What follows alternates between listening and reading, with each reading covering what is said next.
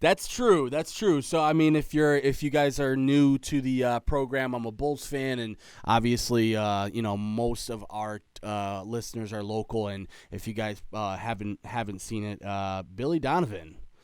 Um, you know what, Nick? I'm going to ask you your opinion on that first because my opinion is pretty dry. So, as an outsider perspective, we saw what Billy did in OKC. You and I both know him from the Florida days.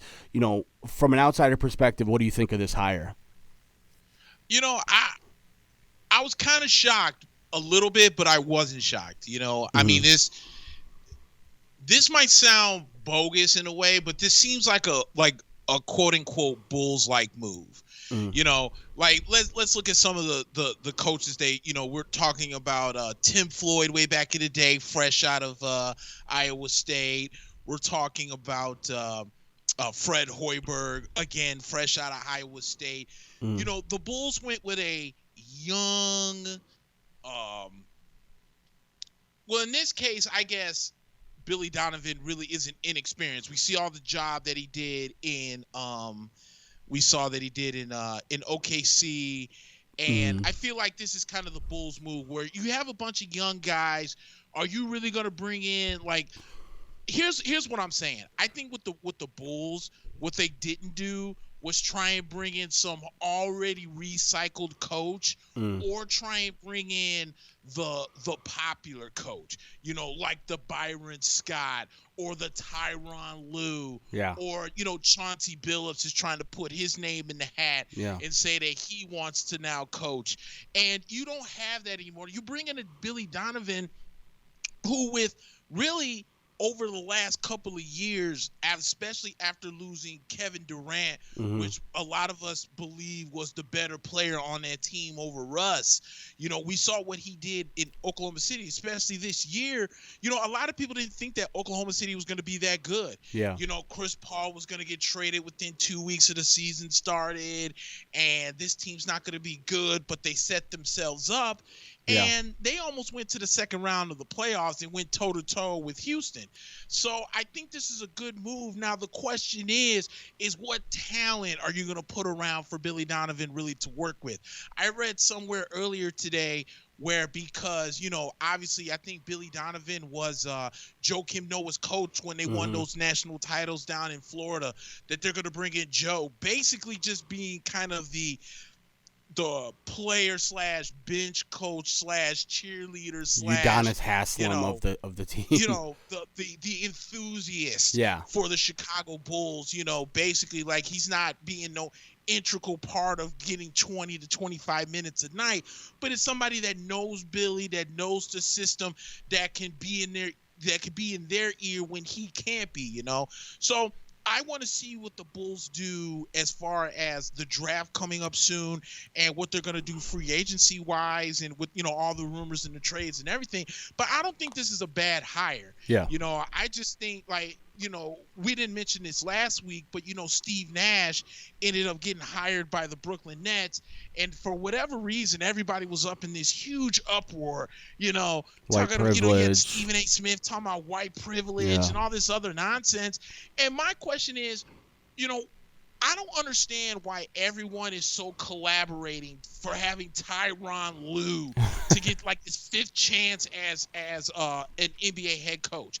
And the only reason why I say this is because, when the Miami Heat went up 3-1, we talked last week, and we've talked for maybe the majority of the season on how great of a job Eric Spoelstra has done down there in Miami. You remember when he took over, when LeBron and Chris Bosh came to Miami with Dwayne Wade, everyone was saying how LeBron was coaching the team and Eric Spoelstra was just there and he's really not that good of a coach and blah, blah, blah.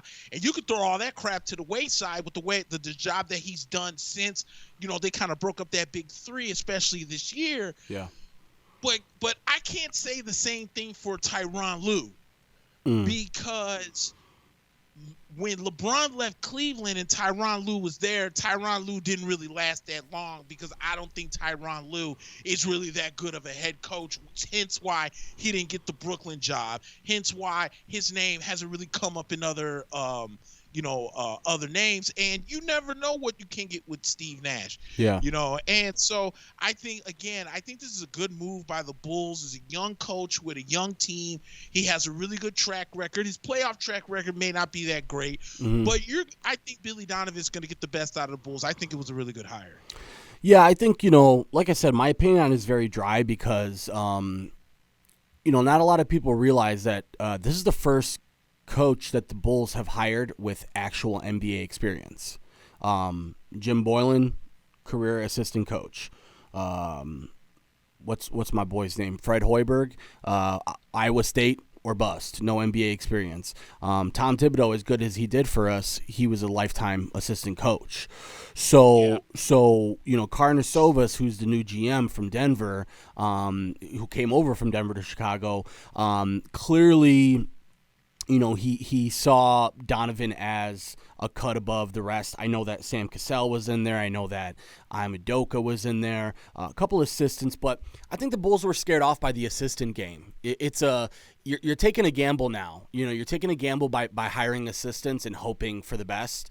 I know it worked out for Nick Nurse. It worked out for some other, teams. But if you look at teams like Atlanta and some of these other teams that hired random assistant coaches and really have nothing to show for it. So my one thing though, Nick, is that I'm a little bit skeptical about his exit from OKC. The guy just had his best career season as a coach. And the team was like, nah, we're good. We mutually agree to part ways. And I had a little bit of an argument with someone about this because he's like, well, he didn't want to do a rebuild in OKC. First of all, the rebuild in OKC started a year and a half ago. This is not a new thing, right? Now, the fact that they started winning early in the season and had a really good first 4 or 5 weeks really led them into what they turned into as a team, but that doesn't change the fact that was still a rebuild. And people saying, well, that wasn't a rebuild, that was a rebuild, but he doesn't want to be a part of OKC's rebuild. Well, why does he want to be a part of the Bulls rebuild? I mean, in my mind, if you're Billy, if I'm a coach, I look at the team in OKC and I look at the assets in OKC, all the first rounders they have, all the young players they have. Let's remember, Nick, they're probably going to trade Chris Paul. You're probably going to get more assets out of that, hopefully a couple more young players out of that. I would understand if Billy Donovan went to Indiana or some of these other mid-tier Eastern teams and tried to take them to the next level. But instead, we get a coach that's going to be, leaving a rebuild because he didn't like that rebuild to come to this rebuild to try and like this rebuild. I don't have any complaints about it because I said this to you when you and I spoke about it previously.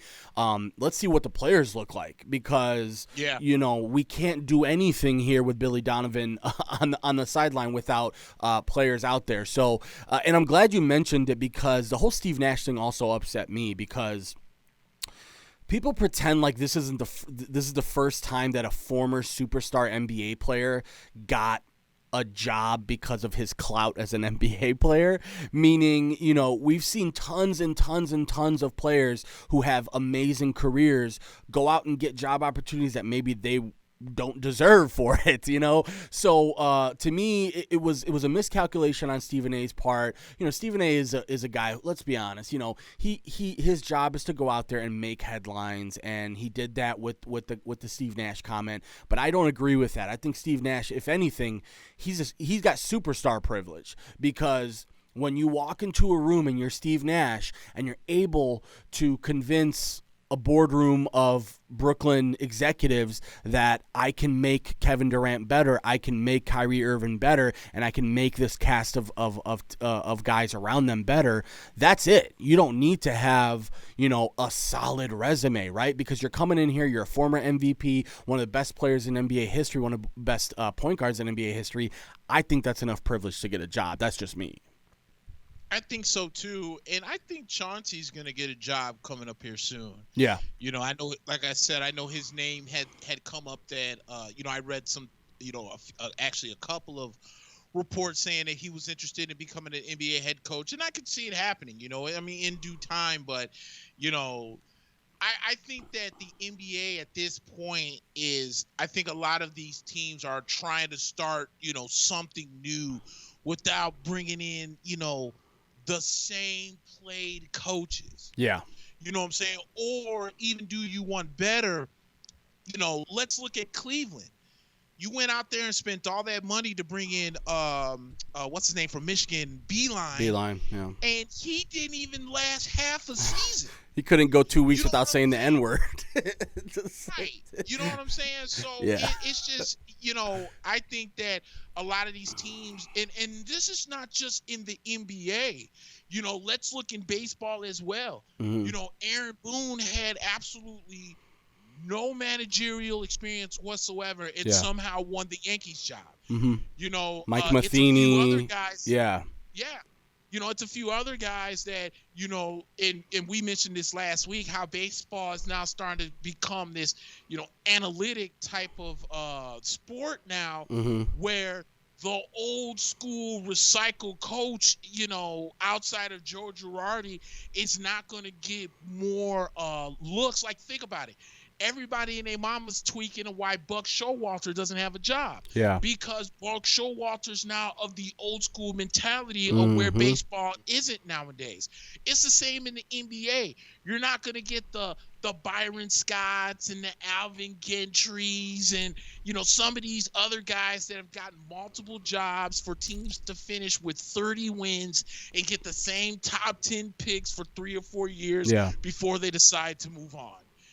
So I don't think the Steve Nash, hiring is terrible. I think if anything, if anyone benefits from it, look no further than Kyrie Irving. Right. You're talking about Steve Nash, who's one of the better pass first, shoot second guards in the NBA. That could help out a guy like Kyrie Irving, who has some of the best handles in the game, and maybe he turns him from being a score first point guard into a more see the floor point guard. Look at your talent, see what's out there. You're not going to have a healthy Kevin Durant back. You're going to have some of these other really nice pieces that the Nets have, and maybe expand the game. I think Chauncey could do the same thing. I think being a point guard in the NBA is almost as equivalent as being a catcher in baseball. Is why they say catchers make such great managers in baseball, because they see everything. When you're a point guard, you see everything, you can expand. And that's why I'm saying I think that Chauncey, he himself, when he gets a job, I think he's going to do an amazing job, because he's going to work the point guard and make him see the entire floor and just really, expand the game for what it is. That's a good point. Because remember that, like, right when Boston lost Alex Cora, they're like, well, maybe Jason Varitek. It's like, this guy's never managed a day in his life, and they're like, but he played catcher for us for a long time, so he's smart enough. So exactly. You got a point. Think about it with Joe Girardi. Remember, Joe Girardi, before he got the Florida, I guess at the time, the Marlins job, he won Manager of the Year with a losing record. And then was fired because him and the owner got into it in some shouting match. Right. And then went to the Yankees and had a decent career as manager of the Yankees. Yeah. Mike Scioscia, say what you want. I thought he was kind of overrated as time went on. But remember how good the Angels were when he first started coming in, when they were always making the playoffs. And in one of those years, I think more the Giants choked than the Angels won, but they ended up winning the World Series. So, all that stuff is important. And that's why, again, catchers and point guards are kind of like in the same boat. Yeah, no, that's a good point. And I think overall, like, I like what Steve Nash said. He said, you got to start playing a more modern style of basketball, which is, you have a guy that's 7 feet tall that can dribble the ball with anyone and basically shoot the ball over anyone. And he said, why isn't he playing a 4 or 5 role more? In this league, it used to be a guy like Kevin Durant could never survive playing 4 or 5 because he would just get boxed out and it would be impossible. But in this game, this guy can play any position, and Steve Nash realizes that. So that's just one of the little mini things. And we're seeing it now. A good transition to the Boston Heat series, because, it's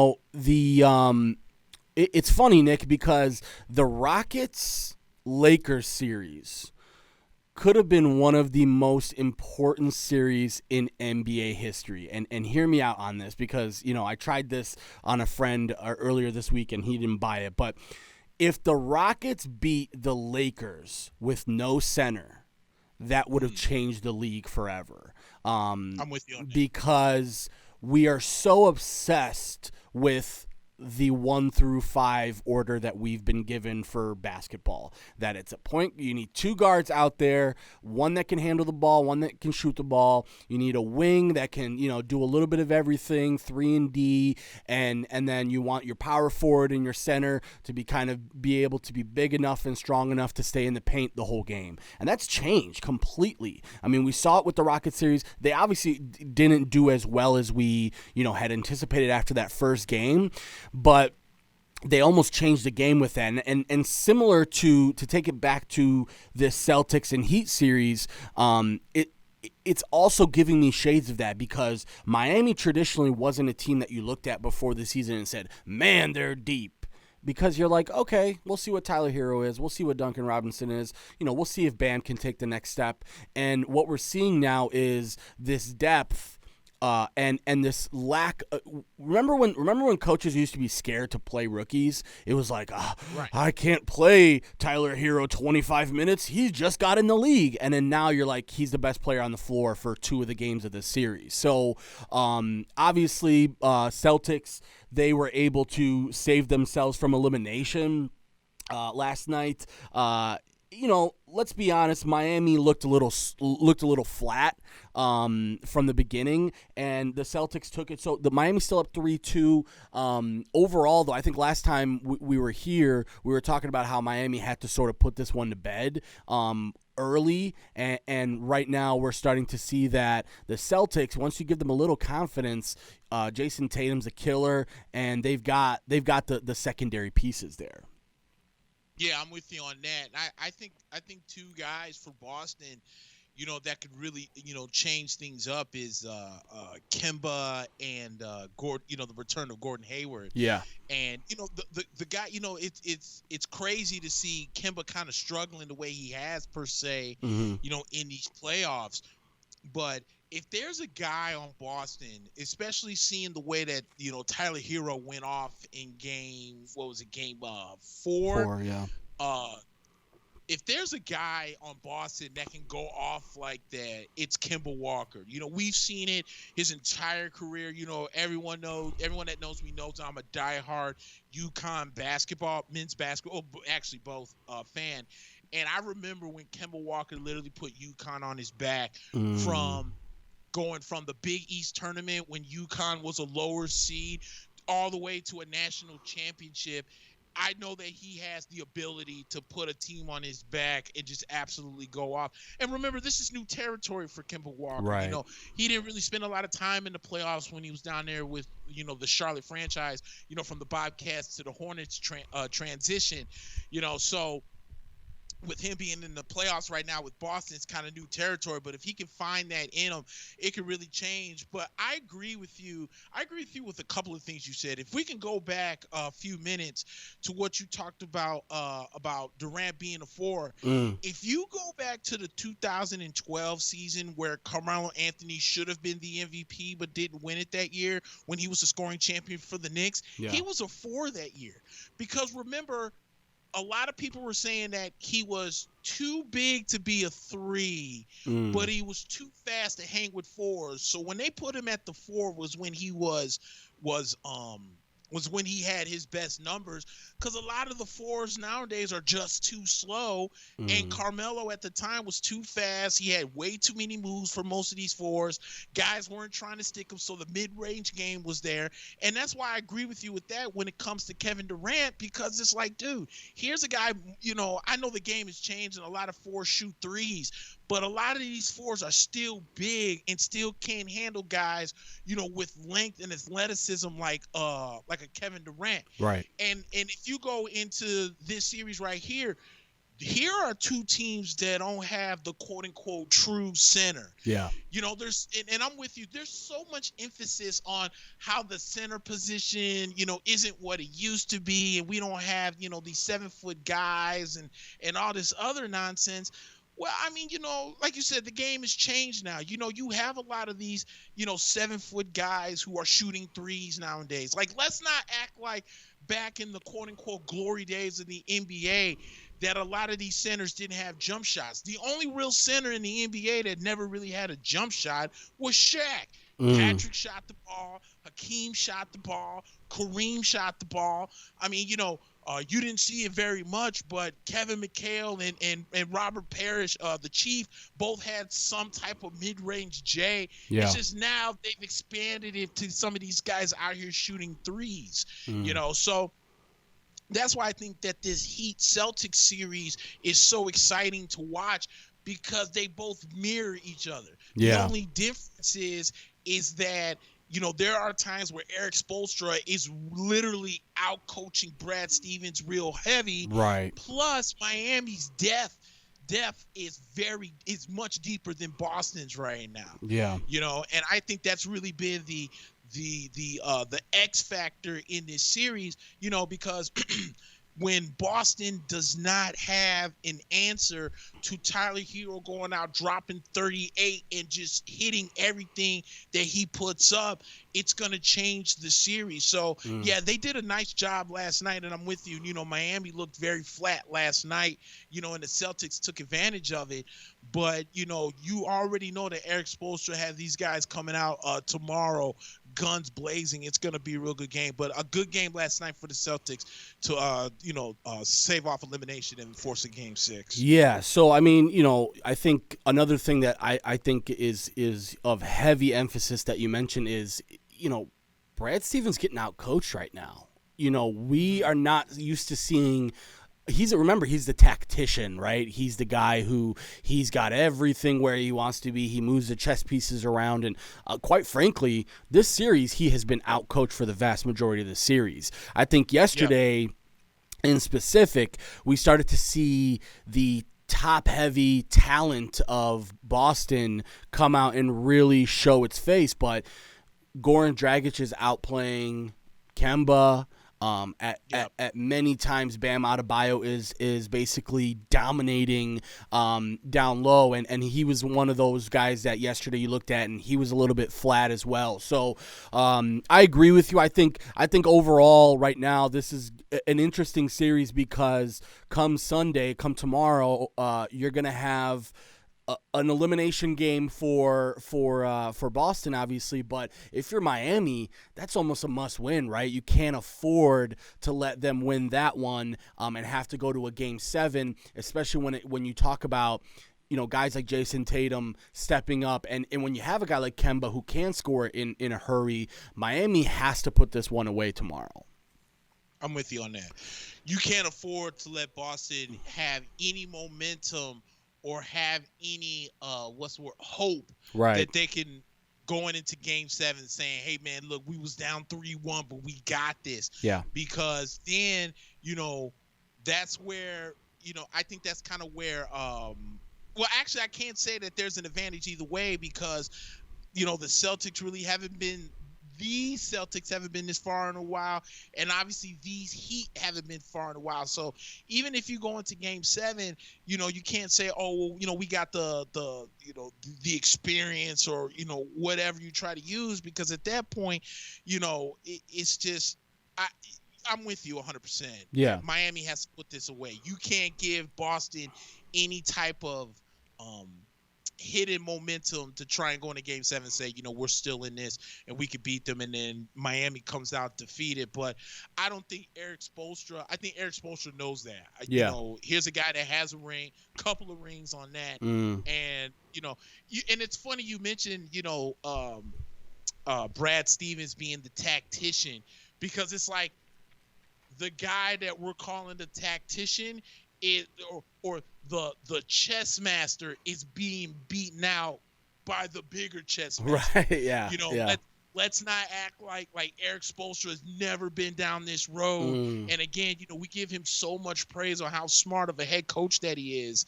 And you're seeing it right now, with how good of a coach he is. And it's just pretty much the master beating out, the student, for a lack of a better way of putting it.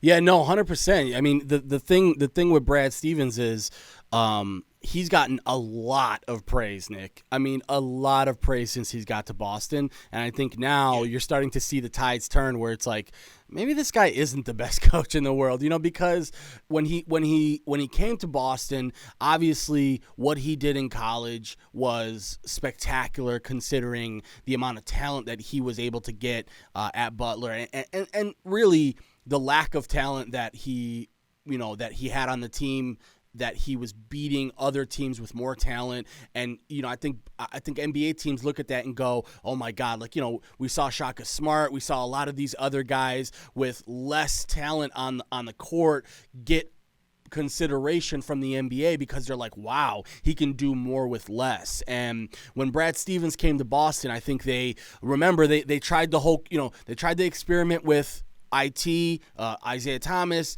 then they tried the Kyrie experiment, and now this is the Kemba experiment. And at some point, you have to stop looking at the players and you have to look at the coach and say, hey, we've given you everything you've asked for over the last 4 or 5 years here, and we have nothing to show for it.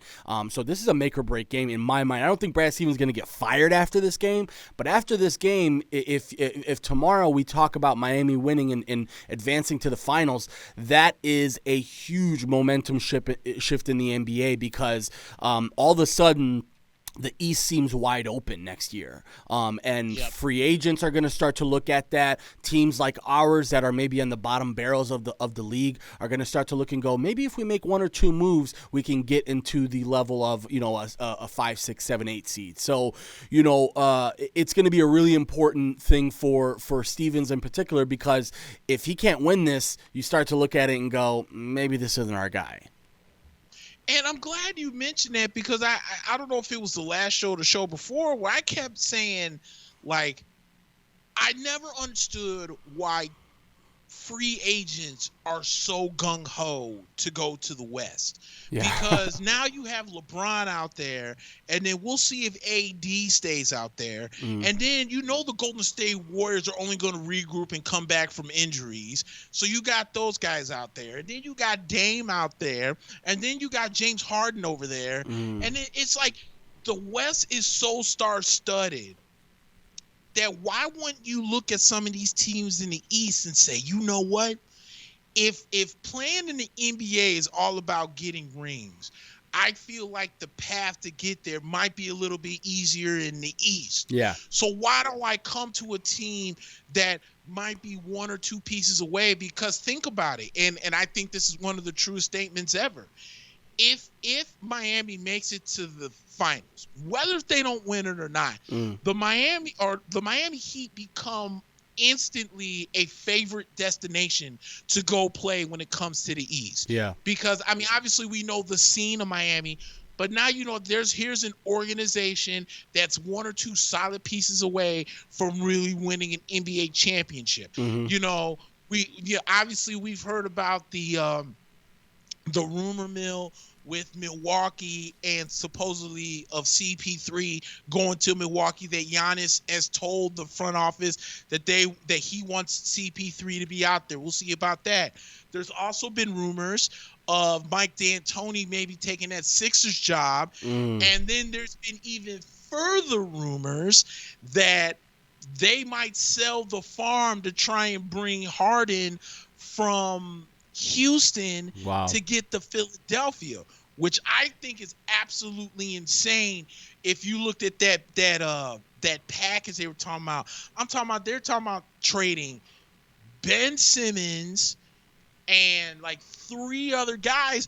But not to veer off subject, because I wanted to talk about that because a lot of people kind of poo-pooed the idea of why would they do that. Well, here's the problem. The problem is that the reason why Philadelphia maybe fell out the wayside than what they were was because Philadelphia doesn't have any shooters. Right. Who's shooting the ball? Like, I hate to be this guy. I do not trust Joel Embiid on the 3-point line. No. Obviously, Ben Simmons has no J. Tobias Harris has to be one of the most inconsistent players making over $100 million in the NBA. Yeah. Al Horford just started learning how to shoot threes, but he's in the same boat as Joel Embiid.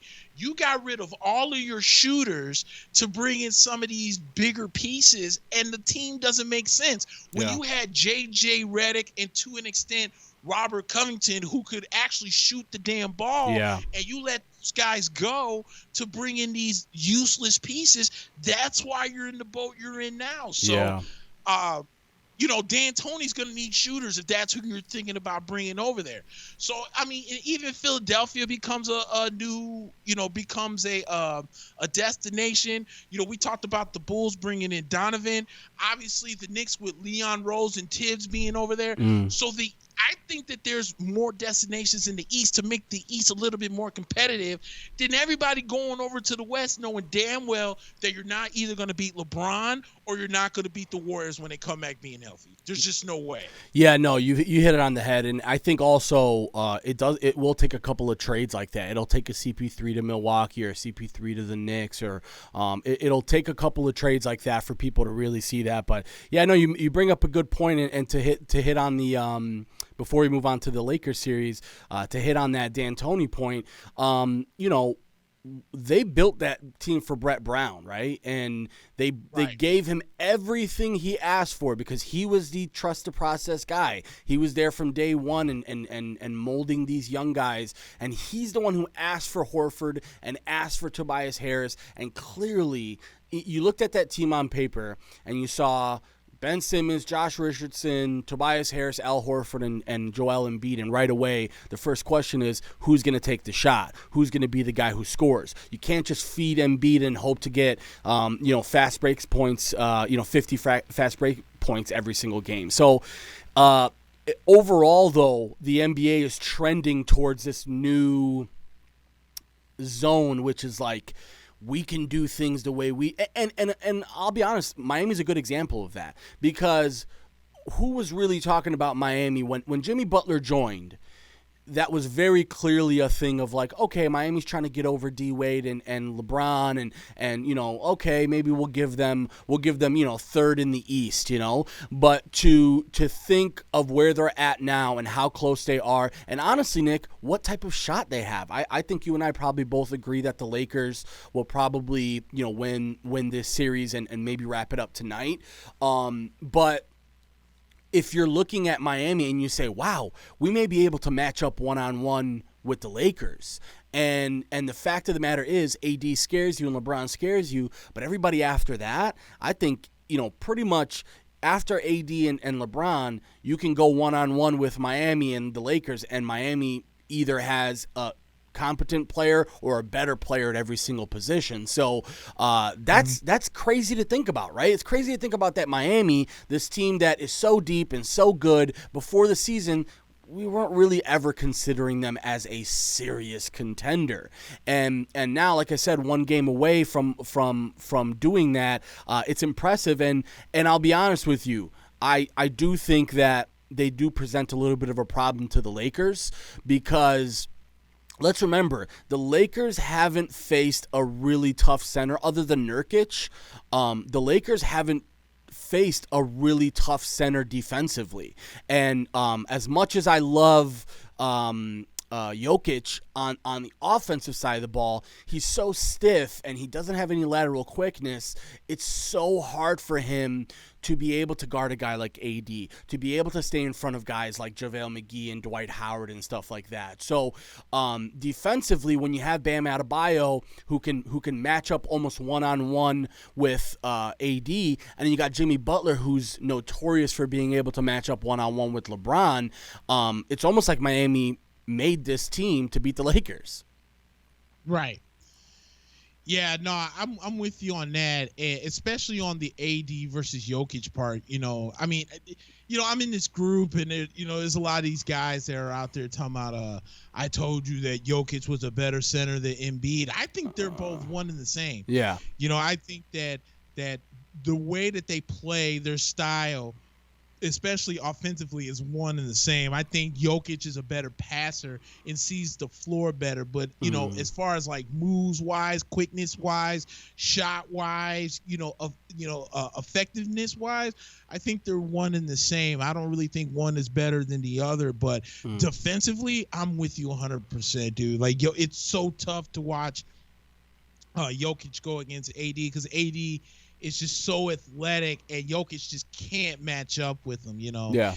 And and that kind of transitions us into this Lakers Nuggets series because, here's the thing, I first of all, I think this series is over with. There's no way that the Nuggets are going to come down from a 3-1 deficit on this Lakers team like they did against whoever they just the last got two, the last two, yeah, the last two series between the Jazz and why am I drawing a blank? Who did the Nuggets just beat? I am too. Oh, LA, the Clippers. Yeah, sorry. The Clippers. Yeah, I don't know. Yeah, that's how irrelevant the Los Angeles Clippers are right now. That they beat the Clippers. That's not going to happen with this Los Angeles Lakers team. The big story kind of coming out of this series was the free throw attempts from LeBron James. Yeah. I don't know if you saw this, but apparently LeBron only had, 2 free throw attempts in game 3.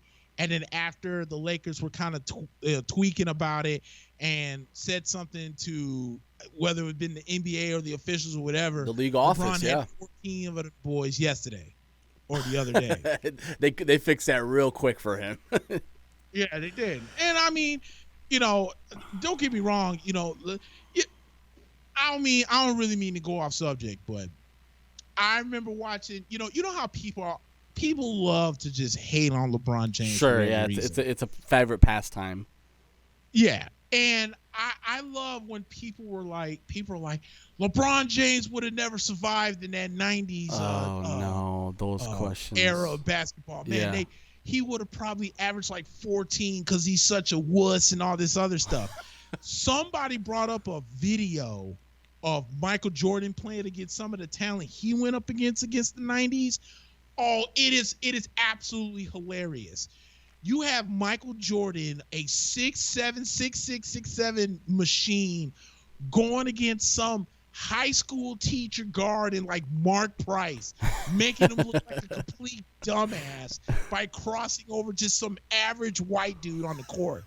There was one piece of this video where he was up against, I want to say it was either Cleveland or it was the Charlotte Hornets, where he crossed this one dude over.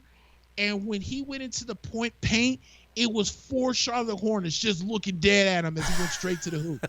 I'm like, LeBron James would have averaged 50 if this was the competition. You know what I'm saying? And so that conversation is so stupid, Nick. That whole, this guy could play in any era. Like, shut up. Right. Because for some odd reason, when you talk about the 80s and 90s NBA, here's the precedent. We always come up and we watch like 1 or 2 clips. Like we watched the clip of when Isaiah Thomas was talking mad shit to Karl Malone. Yeah. And so when Isaiah went to the lane on Malone, he gave him a nice little elbow and concussed him. Sure. Or you see those times where Charles Oakley, when he was with the bully Knicks, and you see the bad boy Pistons, yeah.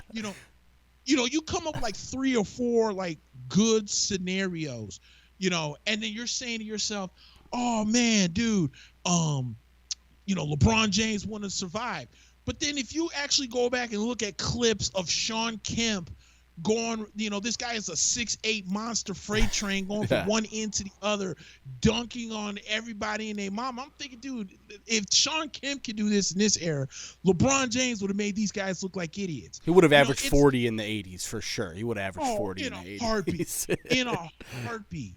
And it just drives me nuts that we can never just enjoy what LeBron James is doing. Right. But we always have to make this comparison to what LeBron James and Michael and LeBron, like it's never LeBron versus Kobe. It's always LeBron versus Michael. Yeah. LeBron, cares about LeBron versus Michael?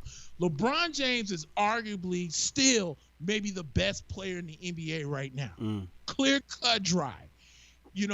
And at the end of the day, dude, let's not act like and think that LeBron James may have had maybe the greatest block. I will almost say, in the circumstances of when it came, the greatest block in NBA history when he blocked Andre Iguodala in that Game 7 on Father's Day of the NBA Finals a few years back.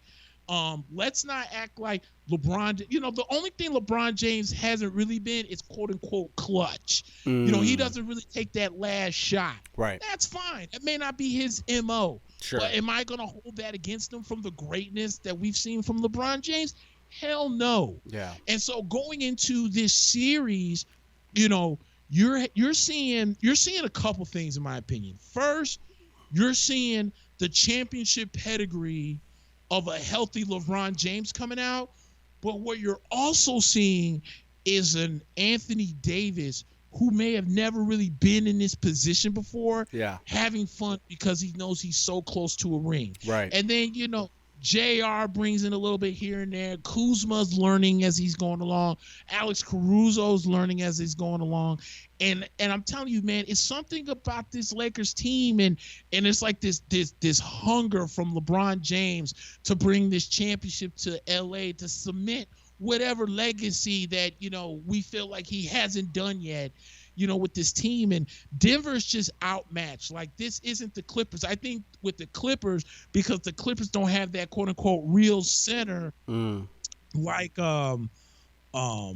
he doesn't really have this same they don't have that same center like LeBron James does. You're seeing them struggle. Right. You're seeing that struggle. So at the end of the day, man, I think this series is over with. I don't know why it's just doing this. The series is over. I think this series low key is over with. Yeah. And I'm anxious to see who the Lakers are going to play in the finals. So I mean, just big ups to LA and LeBron James, because I mean, I'm telling you, man, this man looks really rejuvenated, and especially after having those 3 or 4 months off, to the pandemic, and seeing them resting, man, it's something serious. Yeah, and also it's funny to see him at some points in that Rockets series where both you and I were like, is LeBron okay? Is he still LeBron? And then a few games later, he busts out, and you start to see, okay, sometimes it's a mentality shift with LeBron. We saw it in Cleveland. There was plenty of times in Cleveland where he could have won, but his mentality was a little bit skewed. And, whether it be, coaching style, the actual tactics of the game, LeBron just wasn't able to get himself in the game. And now, I think having AD, I know LeBron's had D Wade. I know LeBron has had Kevin Love and some of these other guys and Kyrie, but this LeBron AD connection is different. And I think the reason why is because of how much confidence LeBron has in AD. And also we saw AD take the last shot and make it in this series and win a game with the last second shot. And, I agree with you. I think the series is probably over. And in terms of what you're looking at for tonight's game, if you're the Lakers and you're in that locker room, you've got to be talking about this like this is a must-win game, right? Because you don't want to give a team that just came back from 2-3-1 deficits and won any confidence. And obviously, they went up 2-0 in the series, and Denver took Game 3, and a lot of people were like, wow, this is going to be a close series, and we saw the game the other night on Thursday, and again, the Lakers, even though the score didn't look like it, the Lakers just kind of dominated, and if it wasn't for what I'm starting to see is Jamal Murray is really good, and Jamal Murray is able to will this team into some competitive games, but I think they need another piece, Nick. I think they're like, they're a team that could really, really use a wing to help them, and maybe they go and get that this summer, or I guess with everything going on, this off season. But yeah, I think Denver's still a piece away, and I agree with you. I think the Lakers, if it's not tonight, I think it'll be in the next few days or the next game. I think the Lakers take this one, and I think we'll see a Lakers Heat finals, which we talk about it all the time in the NFL and other leagues. Like, wow, the league really wants this to happen. The league wants this team in there. And if you're the NBA, you can't be really mad about a Lakers Celtics would be like, whoa, this is so much fodder. But there's enough storylines there between LeBron and Miami and everything that happened with Kobe this year. There's compelling storylines in a Lakers Heat series. I just think the quality on the court is going to, and also, let's be honest, I don't think the Celtics, let's just put it this way, if the Celtics find a way out of this series and to win, I think they're going to get spanked by the Lakers. I just don't. Agree. Yeah, I see Miami as being able to maybe match up with them in some aspects, but the Celtics, to me, because they don't have that defensive center that we talked about, and because they haven't really, I mean, let's be honest, Enes Kanter is a really nice bench piece for teams and a great energy guy. Reminds me of like Omar Ashik when he was with the Bulls, where you bring him off the bench, he's running all over the court, he's jumping all over the place, doesn't know how to do anything offensively, but defensively he'll get you rebounds and he'll affect shots at the rim. But you don't have a guy that can guard AD one-on-one, and AD will pick apart Enes Kanter. He'll pick apart Daniel Theis. He'll pick apart anybody that they, Grant Williams and some of the Robert Williams, these guys off the bench. They just don't have it, and you can't put Tatum on him. You can't put some of these other guys on him. So AD is going to be a really huge problem for the Celtics, whereas I see this as a really awesome series if it's the Heat and the Lakers. And like I said last week, dude, this Lakers Heat, if it does become Lakers Heat in the finals, it just reminds me so much of when the Lakers took on the Detroit Pistons in that it would have been 89 series, where a lot, the Celtics were heavily favored, with Bird and Parrish and McHale and DJ and all those guys. Yeah. And the bad boy Pistons came in and upset them, and eventually the Pistons ended up winning the NBA championship that year. They beat both the Celtics and the Lakers in that year to win the championship when they went back to back, when they beat the Lakers first, and then they ended up beating the Portland Trail Blazers in the second one. But I see this. I feel like this series is kind of like that. Where I wouldn't say that the Celtics were quote unquote favorites in this, but if you're looking at the significance of it, this has that Boston versus Detroit back then, this Boston versus Miami. And if the Lakers and Miami play, that's how I look at this. But I think it's going to be an entertaining series. And I think you said it best. The storyline, if it is, first of all, and I said this last week, the Lakers making it is fine. Whoever comes out of the East is where you're going to get the storyline, because if it's Lakers Celtics, it's the classic Lakers versus Celtics series. It's Kareem and Magic versus Bird and McHale, and the classics. And then you fast forward to when they went back to back, when the Big Three finally won their first championship, and then the next year Kobe got his revenge on them. And then now you fast forward, and now it's LeBron's turn to take on the Celtics and cement his legacy in the Lakers versus Celtics series. Yeah. But if you get Lakers versus Miami, now you got LeBron James goes against his former team, and it's LeBron James and the Lakers going against the team where he won his first NBA championship. And LeBron sees Pat Riley for the first time,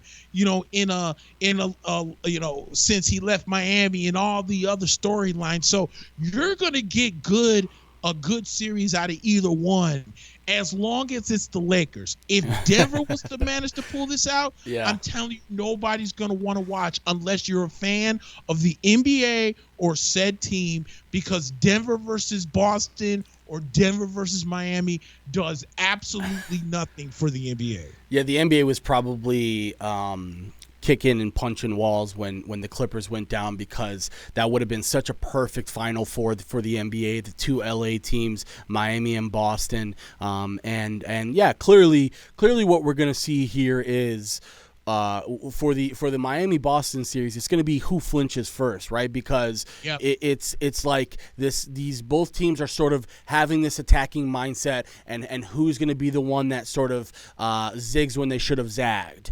And when it comes to the Lakers and Denver series, it's just about the Lakers not falling apart. You know what I'm saying? And that's not as much of a compelling storyline. So, yeah, I agree with you. I think we're probably going to be looking at I would say a Miami Lakers series here. But, again, if you're looking at it as the Lakers and Celtics, there's going to be a lot of footage for ABC to be able to roll out of previous series, and just lots of B-roll and lots of fun stuff. Because you know how it is, man. With the media, you have to find every single way to create buzz, and they're going to do that with the Lakers. But man, you're right. If Denver moves past this, that's going to be it's going to be bad for the NBA and Adam Silver. But dude, I want to just real quick give a huge shout out to my buddy Brian and one of my buddies, Rob, because the Yankees are playing the Marlins right now, and Rob's a big time Marlins fan, and my buddy Brian just hates the Yankees. And the whole time that we've been sitting here, I've been watching them just talk mad shit about the Marlins being the Yankees. And in succession as they did it, the Yankees have just tied the game against the Marlins. Dude, stop talking shit about my squads, dude. Like, can we please stop acting like the Miami Marlins are like this team of the future? Shut up and leave me alone. And I just want you to just continue watch the game and just watch us just climb out of this hole like we've been doing, dude. Leave me, idiots, the Marlins dude. made the playoffs, and they got big. They got their head big. Yeah, dude. Get out of here, dude. Trying to hate on my team and my squad, and we just put a 3 spot on you guys. Leave me alone. How about that? We talked about the quick turnaround for the NHL, Nick. It was Game 4 yesterday, obviously, pretty eventful game. A little bit of controversy as far as Dallas is concerned, but the Lightning were able to take it in overtime. This was an interesting series to start because Dallas won Game 1, and you're thinking, wow, Dallas really, on the ice when you looked at it, you're like, wow, Dallas seriously has more pep in their step than Tampa Bay, and all Tampa Bay has done now is won 3 in a row and have a chance to close this one out tonight. And the big story was the return of Steven Stamkos. Yeah. When Stamkos came in and came back in Game 2, it was a whole wrap. And I thought that the Stars, I picked the Stars to win in 7. And, I'm thinking oh, man, the Stars got all this mo coming in. And, they just beat the heavily favored Vegas Knights. And everything's going to be cool. And like I said, Stamkos came back, and you could just see the Stars are just severely outmatched. Yeah. For the most part in this series. Yeah, game Game 4 didn't go well. They took a bad penalty that they did not appreciate. They thought it was a ticky-tack penalty in overtime, and the Lightning took advantage of it to take a 3-1 lead, and they look to close out later on tonight. And I got to give credit where credit's due, because a few weeks ago, I said that I thought Tampa, to me, they were always about this hype on how good they were. And let's not forget how last year this team won the President's Cup and it got swept out of the playoffs in the first round by Columbus. Yeah. And I'm like, why do we put so much hype around Tampa? And now that they, I wouldn't say they're getting healthy, but now that you got Stamkos back, your big power piece. Yeah. The Stars are just outmatched. And I give the Stars all the credit in the world. They've come out, they've played well. There's not a lot of people that thought that they would even be in this position right now. But Tampa Bay is just too much, and I expect them to close it out later on tonight. Yeah, I think Kudobin, the goalie for Dallas, was really hot the last couple series, and then that Game 1 had a really nice game. But then the last 3 games, you're seeing it with Tampa Bay. they just find ways to score. And Yep. when it comes to the overtime thing, that's just another example. I mean, I can bring up many times where the Hawks were gift wrapped a power play, and here you go. The official just gave you a bogus tripping call. Now it's time for you to win the game, and they can't do it. And Tampa Bay is the exact opposite. You give them that opportunity, they are going to take advantage. They're going to kill you with it.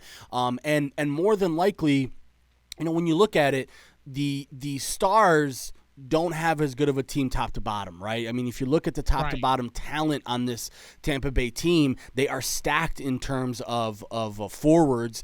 And when you look at it, we talk a lot. I mean, I know Tyler Seguin is a very good player and has been for Dallas for a while, but the supporting cast for Dallas has been so inconsistent, and it seems like Dallas is just chasing the puck right now. And I think Tampa Bay has a lot more strategy to what they're doing out on the ice, where Dallas just seems a little bit scattered right now. And this could be an example of, and we've seen it before, Nick, it could be an example of Dallas coming out and really setting a tone tonight and maybe being able to steal one and take some confidence.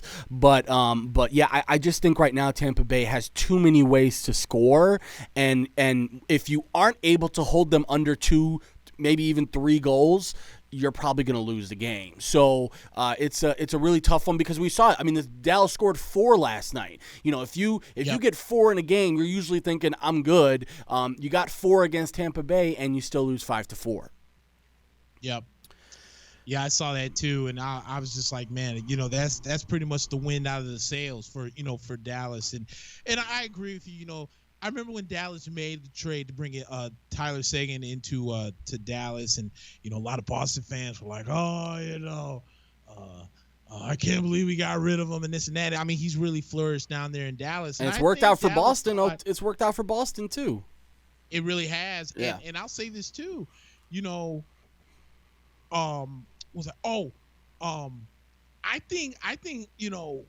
I think at the end of the day, I think Vegas really took Dallas lightly. Yeah. Almost too lightly. Too lightly, yeah. They come in, they're like, oh man, we know that, again, maybe talent wise, top to bottom, we're better than these guys, and Dallas really came out and hit them in the mouth, and they were never really able to recover. But like you said, dude, Tampa, with Stamkos and their goalie of Vasilevsky. I hate pronouncing. Yeah, Vasilevsky. Yeah. And they got Kurt Shattenkirk down there. They still have Ryan McDonough down there. And they got Kucherov is down there. Yeah, Nikita Kucherov is just a sniper. Yeah. And it's just too much. It's just too much for Dallas. So, again, I think Tampa right now, they're probably in the same boat as like the Lakers and maybe even Miami, to a point where it's like, dude, we just got to close this out. We don't want to give these guys too much confidence and too much momentum to want to come back. And I think it's just over with. And, there's a lot of fans out here, especially, us Rangers fans, that are more or less can't wait for this to be over with, because then we get into the NHL draft. And, I've been reading a lot into, I don't know why there's all these rumors about the Rangers not wanting to draft Lafreniere first overall, which would be stupid. But I understand the concern is, everyone's like, oh well, the Rangers already have too many wingers. Dude, you cannot pass up on Lafreniere. This dude is a once in a lifetime talent. I think the problem is that a lot of people know that the Rangers they need centers. Right. The Rangers really need centers. And I can't think of his name, but I'll pull it up for next week. There's actually a guy who's I think like the 3rd best prospect on the list that would really fit the New York Rangers. It's just, you just can't pass up on Lafreniere. Right. So, that's what I expect to happen, and the Rangers figure something out. But, at the same time, could you think about it, if the Rangers would have won the number 1 pick last year, would have taken that kid Jack Hughes, yeah. instead of the Devils, you would have had your center, and then you got Lafreniere this year. Oh, we would have been sick. We're going to be sick regardless, but Ranger fans need to stop tweaking and act like we're not going to get Lafreniere. We're going to be sick, and I'm just trying to figure out what JD and Jeff Gordon has planned for the Rangers as far as Lundqvist and maybe even Mark Stahl and some of these older talents. Because when I tell you that JD is very committed to this rebuild, I'm telling you this man is committed by bringing in young talent and sticking with the rebuild, and he's been doing such a great job so far. Yeah, and honestly, I mean, when it comes to the NHL, that's one of those things where like you can make some changes happen quickly, especially in the off season. And if you're winger heavy, 2 or 3 days pass by, you make a trade, make a signing, and boom, you're all of a sudden got what you need. So, and yeah, I don't have much to talk about with my team because we're still debating on whether or not we want to give Corey Crawford a 1-year deal or a 2-year deal, or if the Blackhawks at this point. It seems like we're destined to be in cap hell forever. When you've got 3 max players on your team, in the NBA, having a couple of max players is not going to cripple your team and your franchise. But it's seeming like right now, having contracts of Taves and Kane, and then also having the contracts of Keith and Seabrook, and to a lesser extent some of these other guys that we've acquired over the last couple of years. It makes it really hard for you to have flexibility in the offseason. So the Blackhawks right now are thinking a lot about who they can bring up from Rockford, who they can make, who they can bring up to the roster that can make an impact next year. It's going to be interesting to see. I know that Robin Lehner is a guy that the Blackhawks traded to Vegas and got some assets back, and he's going to be a free agent though, and he said he may consider coming back. So I think the Blackhawks are trying to keep their options open as far as goalie.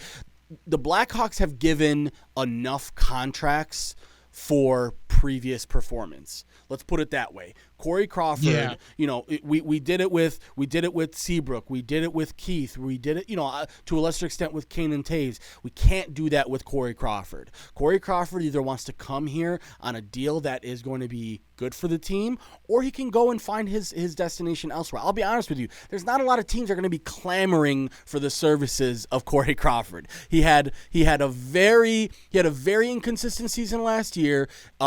People seem to forget he gets hurt a lot.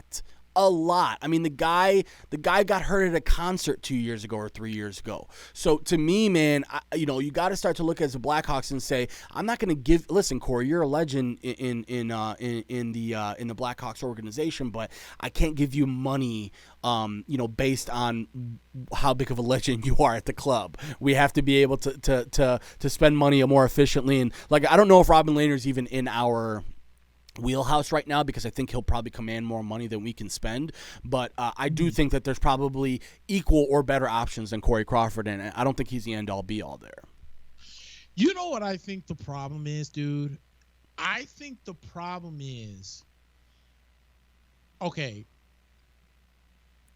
my thing with the Blackhawks is I think that they're scared to see some of their stars. Not so much, and it's not so much just the Blackhawks. I think it's just the fans. I think it's a combination of the two. To finally admit and say, okay, look, we had the great run. Taves and Kane and some of these guys has given us all that they have. It's now time for us to rebuild.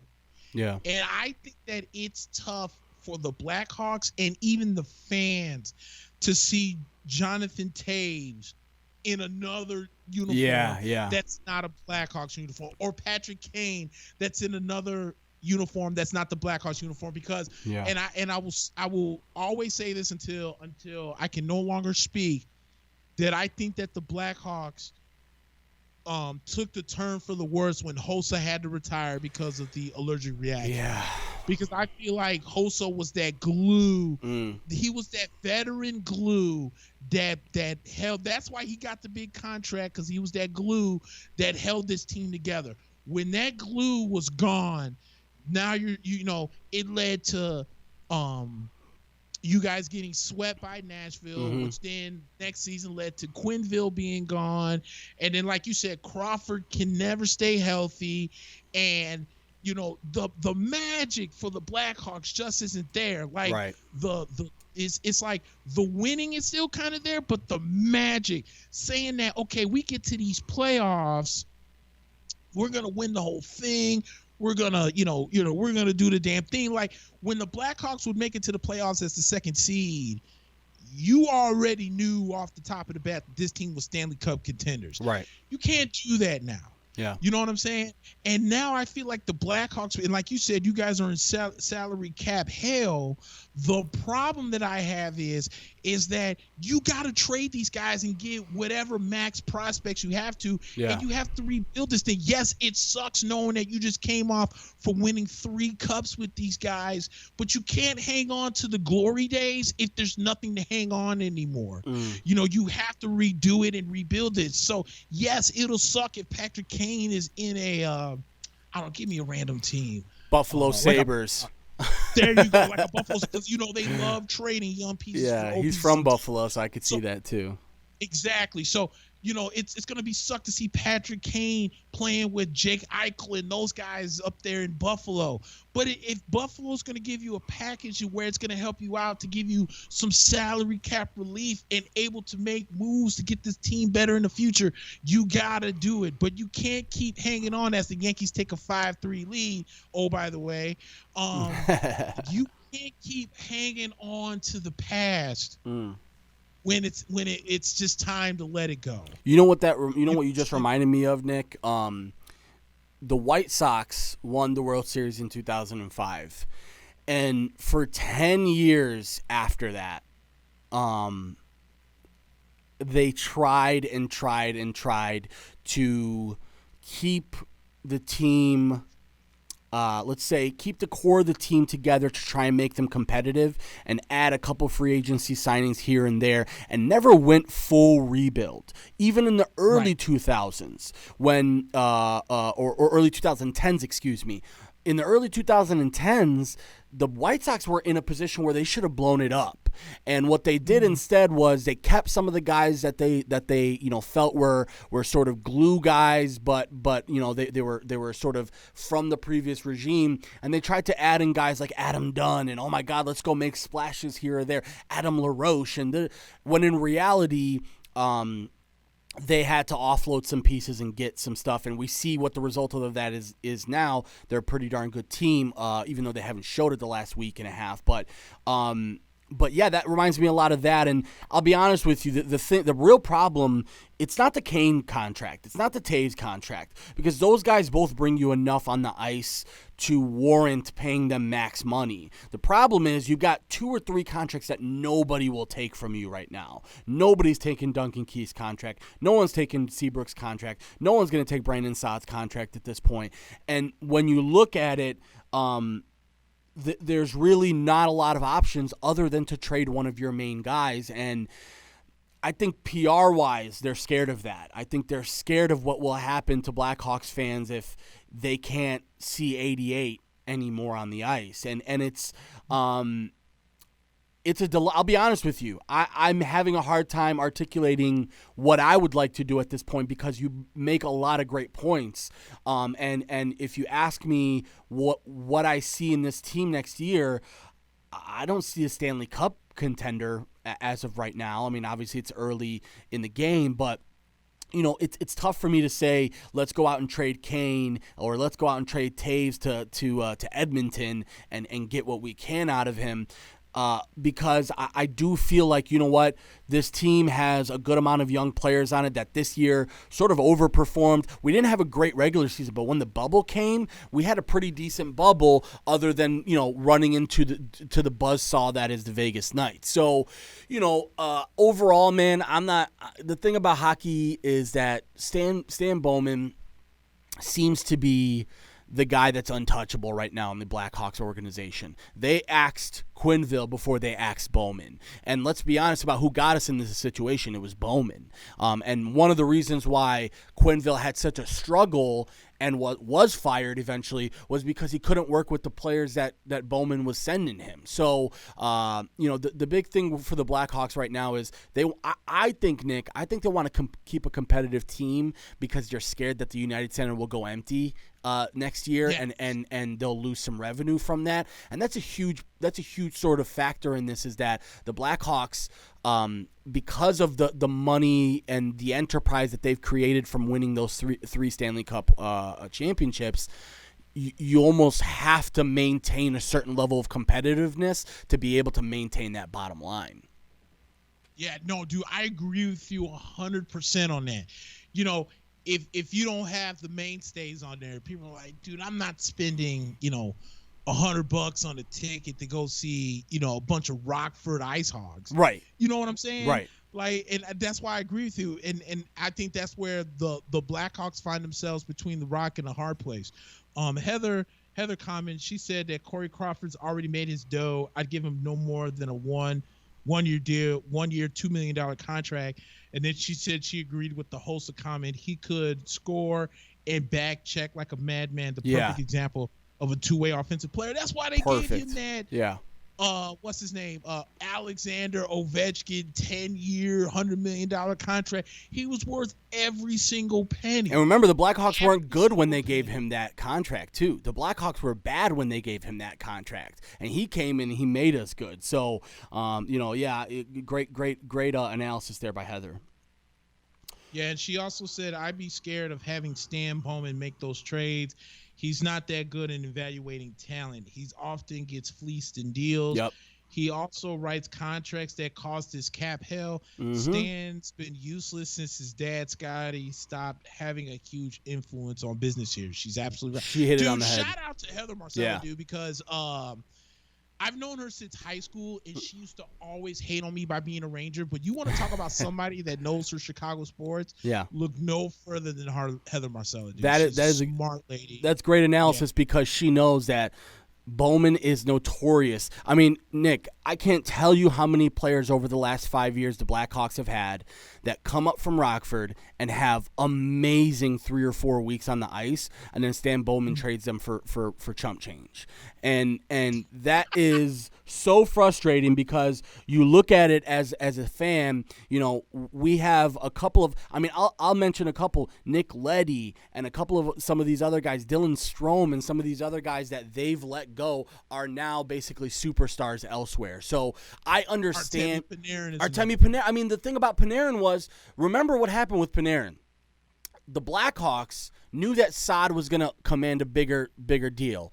They trade him for Artem Anisimov and Panarin to Columbus. That turned out to be an amazing trade. Artemi Panarin is a superstar, and Anisimov, okay, but you got a decent player back.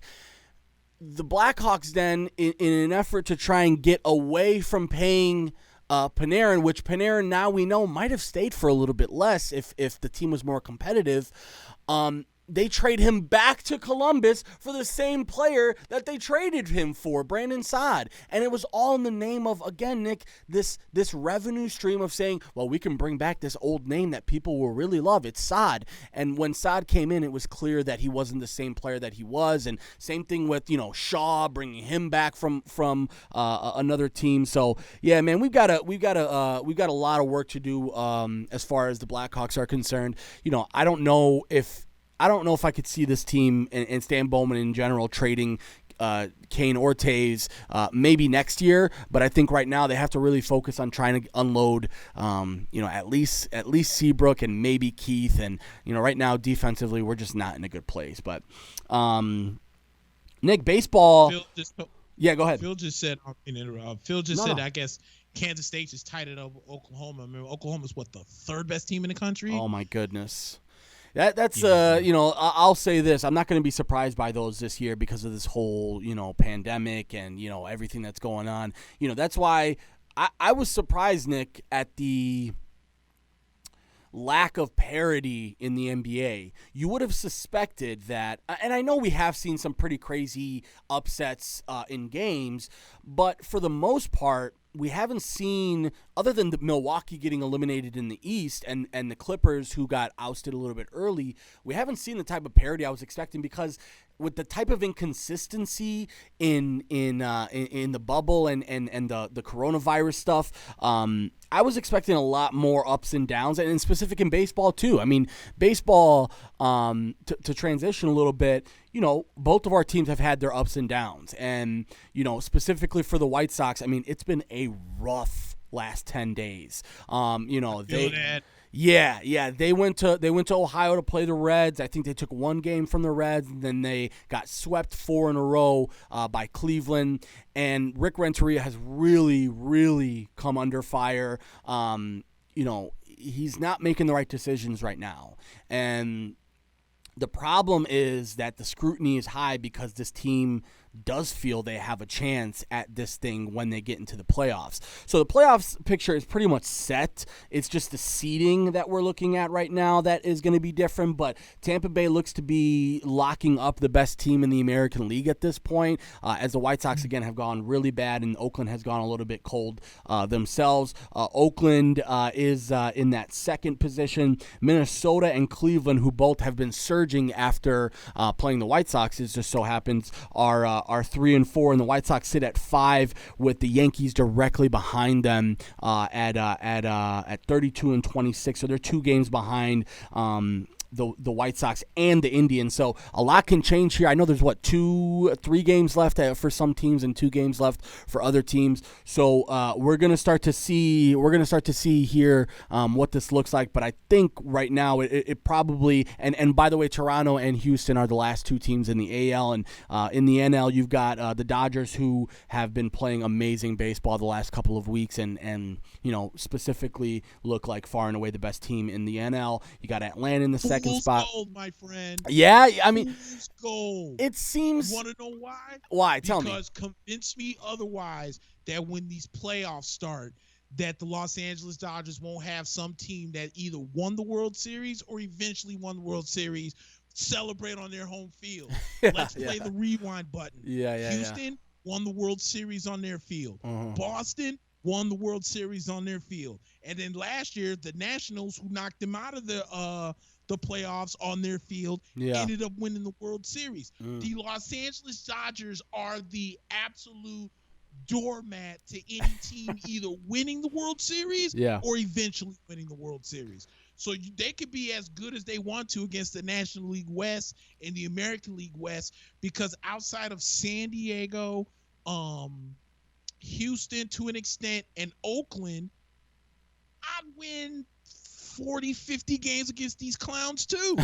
Yeah, I mean, let's look at it. Colorado, Colorado, Arizona suck. You've got it's very. That's the thing about this year in specific, is because you're playing a mainly regionalized schedule. So the White Sox played mainly the Central, and basically when you look around the league, the Central's a really tough league. I mean, the Twins and the Cleveland Indians have both been really, really tough on the White Sox. But you also look at it, Detroit and Kansas City were supposed to be like, lost efforts, and hey, these teams both suck, and they've been pretty competitive themselves. And then you go to the NL Central, you got the Cubs, who, we beat up on them a couple weeks ago, and we felt really good about ourselves. And then yesterday they came into town and they said, fuck you guys, and put up 10-0, and big controversy because Wilson Contreras pimped a home run, and hey, man, more power to him. He hit the shit out of that thing, and he flipped his bat halfway to Jupiter. So, the White Sox are a little bit upset right now because of losing on the field. I think the worst thing that could have probably happened to a team like the White Sox is they clinched too early. And that's what happened, I think, is we clinched, almost a week and a half, 2 weeks ago now. And that really put a damper on the momentum that we had. A couple of injuries here or there, and a couple of guys slumping at bad times. And now you look at it, and the White Sox right now, in their last 10, to torture myself even more, are 2-8. So, right now it's a bad time to get cold, but at the same time, they're in the playoffs, and every White Sox fan who is jumping off shift right now, have fun swimming, because, we are not the Yankees. We are not the Dodgers. We didn't come into the season with expectations to do huge things. We came into the season expecting, hopefully we can see some of our young guys develop, and we have seen that, and we've seen it in bundles. But the problem is, winning sets expectations. And when you set the expectation of winning and now you've fallen short of that expectation the last 10, 15 games, it's really easy to get down on yourself. But I'm not down on my team. I'm not down on myself. I think right now, we're going to be a problem in the playoffs. I really do. I think people who underestimate us, even if we fall down to the last seed, I don't really care. We're going to be a problem in the playoffs. It's going to be a tough out. But either way, right now, the White Sox have to find a way out of this, and the only way out of this is to go through the North Sider. So we play later on tonight against the Cubs again, and then I think wrap up the season tomorrow and hoping for a couple of wins. And let me say this too, because I think you hit it right on the head. When we were talking about a lot of the moves that the White Sox had done, in the beginning of the year, what a lot of people fail to understand is neither one of you or neither one of us thought that this team was World Series bound. Right. What we really said was, man, this team could really make a run in the playoffs or could actually win the Central. Yeah. Because we weren't sure about the Twins and how good they were going to be. And then we weren't necessarily sure about, the Indians because they made a lot of moves. Yeah. They shipped a lot of guys. Last year they traded Bauer. Earlier in the year, they traded Corey Kluber, and then we saw them trade Mike Clevenger. And then we're talking about, man, they're trading a lot of their pitching guys. So we're like, the White Sox are primed right now with the young talent, bringing in a guy like Dallas Keuchel to try and shore up that rotation. We were talking about how this team could really win the Central and maybe make some noise in the playoffs. No one talked about this team winning a World Series. We talked about baby steps. Right. And so that's why I'm with you in the sense of if I was a White Sox fan, I'd be like, okay, look, we're actually on schedule with everything that's going on. Ahead of schedule in some ways. Yeah. Right. We are making the playoffs. Yeah. We haven't been there in years. Right. So we're now officially finna make the playoffs. Now let's see what we can do in the playoffs. And then let's see if we can grow from this. So even if the White Sox don't win the World Series, you as a White Sox fan, I could, broaden up my shoulders and say, look, I'm not here to compare myself to the Cubs because I could care less about them. Yeah. All I know is with me and my team, we went from the cellar to the playoffs. Let's make some key moves to now make us go from just being a playoff contender to a potential World Series contender. Yeah. And you have to build it because, don't come with the mindset like us spoiled Yankees fans that expect every year to be in the World Series. There is no, when we clinched the playoff spot, there wasn't a Yankee fan alive that was no celebration about doing it because act like you've been there before, right. But if you're a White Sox fan, sure, drink a little champagne. You haven't been there in almost, 12 years. Yeah. That's okay. You can do that. So act like you've been there before. But if I'm a White Sox fan, no matter what happens between now and, whatever happens between now and whatever happens to you guys in the playoffs, I'd walk around with my shoulders and my head held way up high saying, look, this team has some really great young talent. And we're going to go places. And let's hope that our front office continues to make moves to put us in a position where we can go further down the road. Yeah, and we're playing with house money right now, Nick. I mean, that's the huge part is, when you come into the game and you make these sort of under the radar signings. I mean, the White Sox did not have a gargantuan offseason. They signed Yasmani Grandal, which was the jury's still out on that signing. Let's just say that. Yasmani Grandal has been way up and down, and a lot of people are saying his usage is the reason for it. His framing, which is usually elite, has been pretty rough. His swing and miss rates, which is usually elite, has been really rough. And quite frankly, this is a small sample size. Let's be honest, Nick. It's a 60-game season. Usually, if we're talking about a bad 60-game stretch, you still have 100+ games to get over it. So we don't have that that this year. And but when you're playing with house money and you look at it and you say, wow, we weren't even supposed to be here, and the fact that I'm going to be able to watch playoff baseball this year with the White Sox involved, I think that is just a win within itself. And you mentioned it. The White Sox now have zero excuses coming this offseason. Usually the excuse is, well, we don't want to spend too much. We don't know what this team is going to look. Okay, Jerry Reinsdorf, break out that checkbook, my man, because Trevor Bauer's out there. There's a ton of guys that are going to be out there next year, maybe a little bit more low profile. But if I'm Jerry Reinsdorf, I'm talking to Rick Hahn the day the season ends, and I'm saying, what do you need? How much do you need? You tell me, go get these guys. Because at the end of the day, I understand Reinsdorf has lost a lot of money over the last couple of months as a result. Everybody has. I don't want to hear that excuse this offseason about how I've lost in the 7 figures because of this. Okay.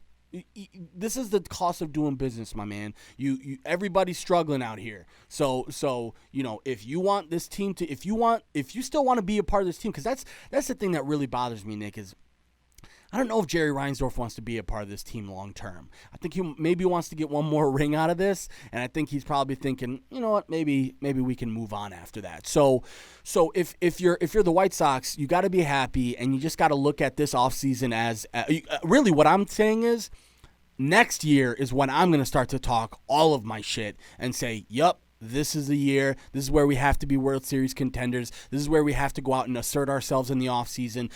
We can't rely on Luis Robert to be a superstar. The guy just played his first 60 games in pro baseball, and because he had a tremendous 30-game stretch, we look at this guy like he's, the next Willie Mays, and then the guy looks like a rookie over the last 30 games, and everybody's like, oh, what happened to him? I can't believe he's not. Dude, the dude was a superstar for 30 games, and now he looks like a rookie for 30 games. And I don't see anything wrong with that. And similar to, other players on the team, Yoel Moncada's been a little bit banged up, but he had coronavirus to start the season. He said that he wasn't able to really run much because of coronavirus. Even after he recovered, he said he had a hard time running and recovery-wise. So, yeah, the White Sox were just sort of hitting the peak of where we want to be as far as the playoffs are concerned, but the expectations go way higher next year.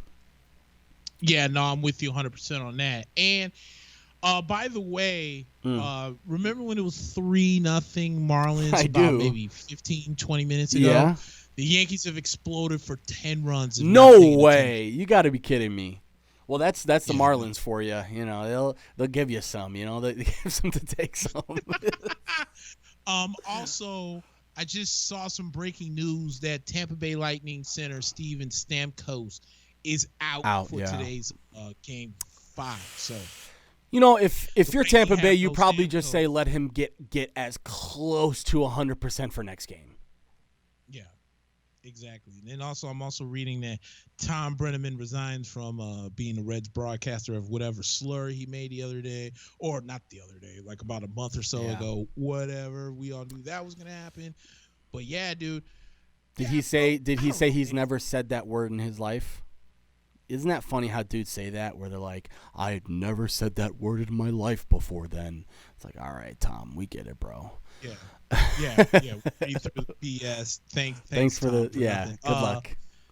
Kansas State has a 3-point lead on Oklahoma. They actually had a touchdown lead, but it was called back and they settled for a field goal. So they're up 38-35 on the third-rate Oklahoma Sooners. That's got 4:32 left in the fourth. Florida right now is just beating up on Ole Miss. They're up by 51-35.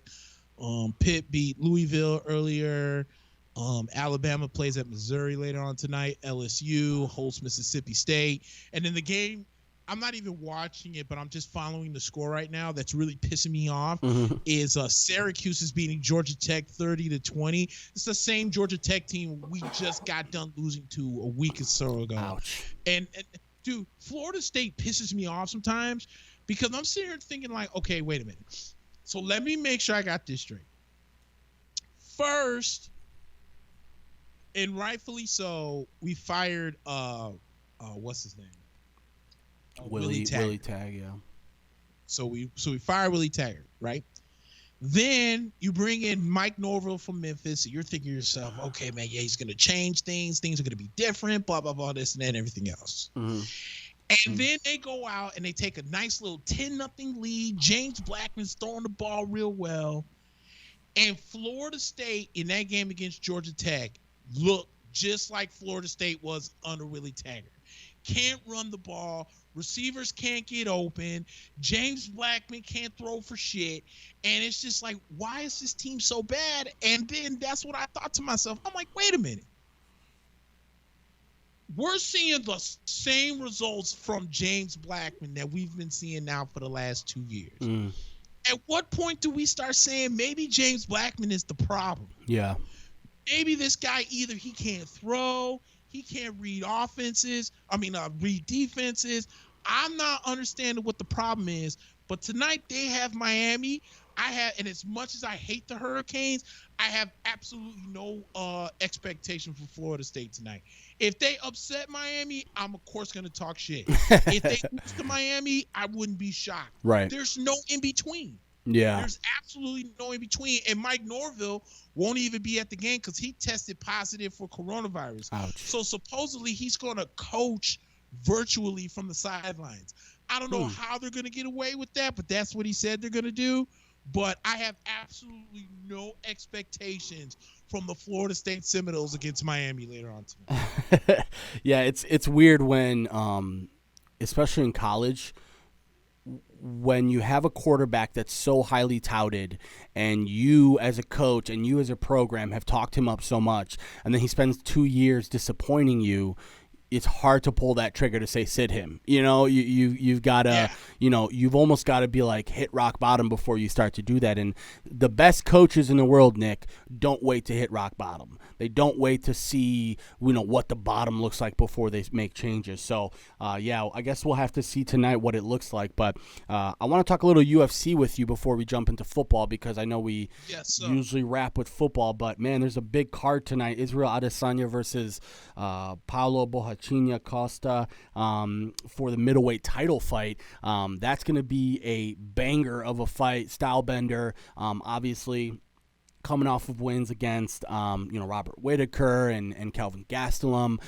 even Anderson Silva in between there, and Paulo Costa. This is a fight that's been in the making for quite a while. Costa got hurt, and then we saw him fight Yoel Romero instead. Obviously, everyone has their opinions about that that Yoel Romero fight, and also Paulo Costa took Yoel Romero to the edge and almost beat. I mean, he beat him on the cards, but we've never seen somebody attack like that, and that's really going to be the talk of this fight tonight. Is Adesanya is a he doesn't shoot. He doesn't throw 100% on any of his punches, basically. He's there to pick you apart. He's there to use his footwork. For the most part, he's not going to want to wrestle. He's not going to want to grapple very much. He'll probably clinch a little bit just to get some Muay Thai in. But otherwise, this is a guy who really wants to stay at distance and pick you apart and counter. And Paulo Costa is the exact opposite. He's just going to be head down, ready to rush. And, the pressure's going to be there. So it's really about who flinches first. When it comes down to it, Adesanya, to me, I'll be honest with you, Nick, this may sound like an exaggeration, but I think he's the closest thing we've ever seen to Anderson Silva, outside of Anderson Silva, because of his creativeness and his ability. First of all, he's a very large man. A lot of people underestimate him because he looks skinny, but he's very tall, very strong, and I think a lot of the buzz around this fight is that Costa looks like a Greek god and that his body is shaped like it was, shaped by an artist. And a lot of people are like, whoa, like, look at how amazing he looks and jacked he looks. And I think Adesanya just kind of looks at that and goes, there's just more area for me to punch and kick. So I see Adesanya as a guy who I don't think he can knock him out. That's my thing is, Costa is probably not going to be knocked out tonight. The difference is, I think Costa can knock out Izzy. Izzy's been knocked out before in Muay Thai. Costa's got a really, really heavy overhand right, and at the end of the day, Paulo Costa hit Yoel Romero with some real killer punches, and he never went down. But that's just because I think, Yoel Romero's an android from Cuba or something like that. But Right. yeah, Adesanya, man, he's gonna have to win this in a 5-round fight, or he's gonna have to clip him and finish him on the ground. But it's gonna be really hard for him to get a clean knockout against Costa. Yeah, I agree. I was actually looking at some highlights and whatnot. Excuse me, of Paulo Costa. Yeah. Very impressed. Yeah. Very impressed. Like I've seen Adesanya fight before, so I didn't need to see anything on him. But Costa, I really hadn't seen fight before. But yeah, I think this is really going to be a really good fight between the two. Mm-hmm. You know, I still think I still will take Adesanya, but this I'm with you where I feel like this is one of those that can go 5 rounds. Like I think the way that Adesanya fights, he's not. You know who? You know, like I think you brought it out best where Adesanya is not really a guy who could potentially knock out Costa. Kind of reminds me a little bit of Floyd Mayweather in the way he is now, where you know we've seen the knockout power of Floyd Mayweather, but as his time went on, you know, we saw him pick people apart for 12 rounds, and I think that's what Adesanya kind of is. So I think with Adesanya, you have to be careful because the power of Costa can really cost you if you're you know out there being slick. But I just think this might be one of those where Adesanya might pick apart Costa. And I mean, if he does knock him out, I'll be shocked. But it's you know, the same thing I said about Florida State. I wouldn't expect a knockout coming from Adesanya. Yeah, but and both undefeated fighters too. That's another thing to mention. These guys are both undefeated fighters. That is pretty wild. And Costa, to say the least, he has a brutal style in the cage, which is he wants to use that physicality. And I don't think Adesanya, he did fight Romero, he did fight Kelvin Gastelum. I don't think he's used to seeing a guy being able to push his weight like that. So we will see on that. And then another title fight tonight, Nick. By the end of the night, we will see the first what do they call it? Well, it'll be the first time that Jon Jones isn't the light heavyweight champion in a very, very long time. We've had interim champions in between, but now Jon has officially let go of the lightweight division. He's fully focused on the heavyweight division, but they're having a hard time finding him a fight, and that makes me think that right now they're looking for a super fight for him. I know that Brock Lesnar was mentioned. I know that there was a couple of other guys that were mentioned, but to get to the fight tonight, it's Dominic Reyes and Jan Blehovich. Dominic Reyes, you and I both said this. I thought he won that fight against Jon in many ways, and really got robbed. And I felt there was a need for an immediate rematch there, and the UFC just couldn't pull it off, a lot of which had to do with Jon Jones and his people. And Jon Jones also wanted to see how Jan Blehovich did, and Jan just came out and killed dudes in front of him for the last 2 or 3 fights. So these guys are both, you know, as far as Reyes is concerned, he's going to be a guy that's going to be putting a lot of output out there. He's going to be trying a lot. He's going to be moving a lot. He's going to be throwing a lot. Blehovich is the opposite. Blehovich, he's got a hammer for a fist, and really all he needs to do is catch you with one, and he's going to put your lights out. So this is going to be a better matchup, though, I think, for Blehovich, because even though Reyes is a little bit taller, the reach is not exactly that big of a difference, and I think Blehovich overall is stronger, and I think there's going to be more area for him. I think we'll see a lot of grappling in this fight, surprisingly, even though both of these guys are known for fighting on their feet. I think Blehovich probably wants to take this to the ground, and let's remember it's in Fight Island, so those cages are a little bit smaller. So with the cages in Fight Island being a little bit smaller, you're going to see more tight action. You're not going to see a lot of dancing around the octagon. But yeah, who do you like in this one?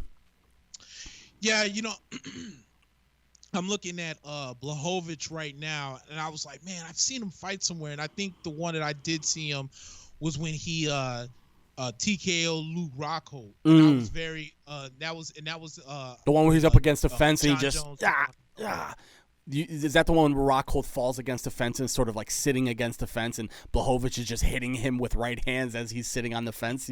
Exactly. He almost killed him. And I was very impressed. And then I remember the one that he had against Anderson where he knocked him out as well. Oh, so yeah. I agree with you. If we were very vocal about the way John Jones acted after that Dominic Reyes fight, where he had to go out there and defend on how he won that fight against Dominic Reyes. And you mentioned the reach. Blehovich is only, he's got a 78 reach. Dominic Reyes is only at 77. So I do believe that Blehovich you're right. He is the stronger of the two over Reyes. But, as much as we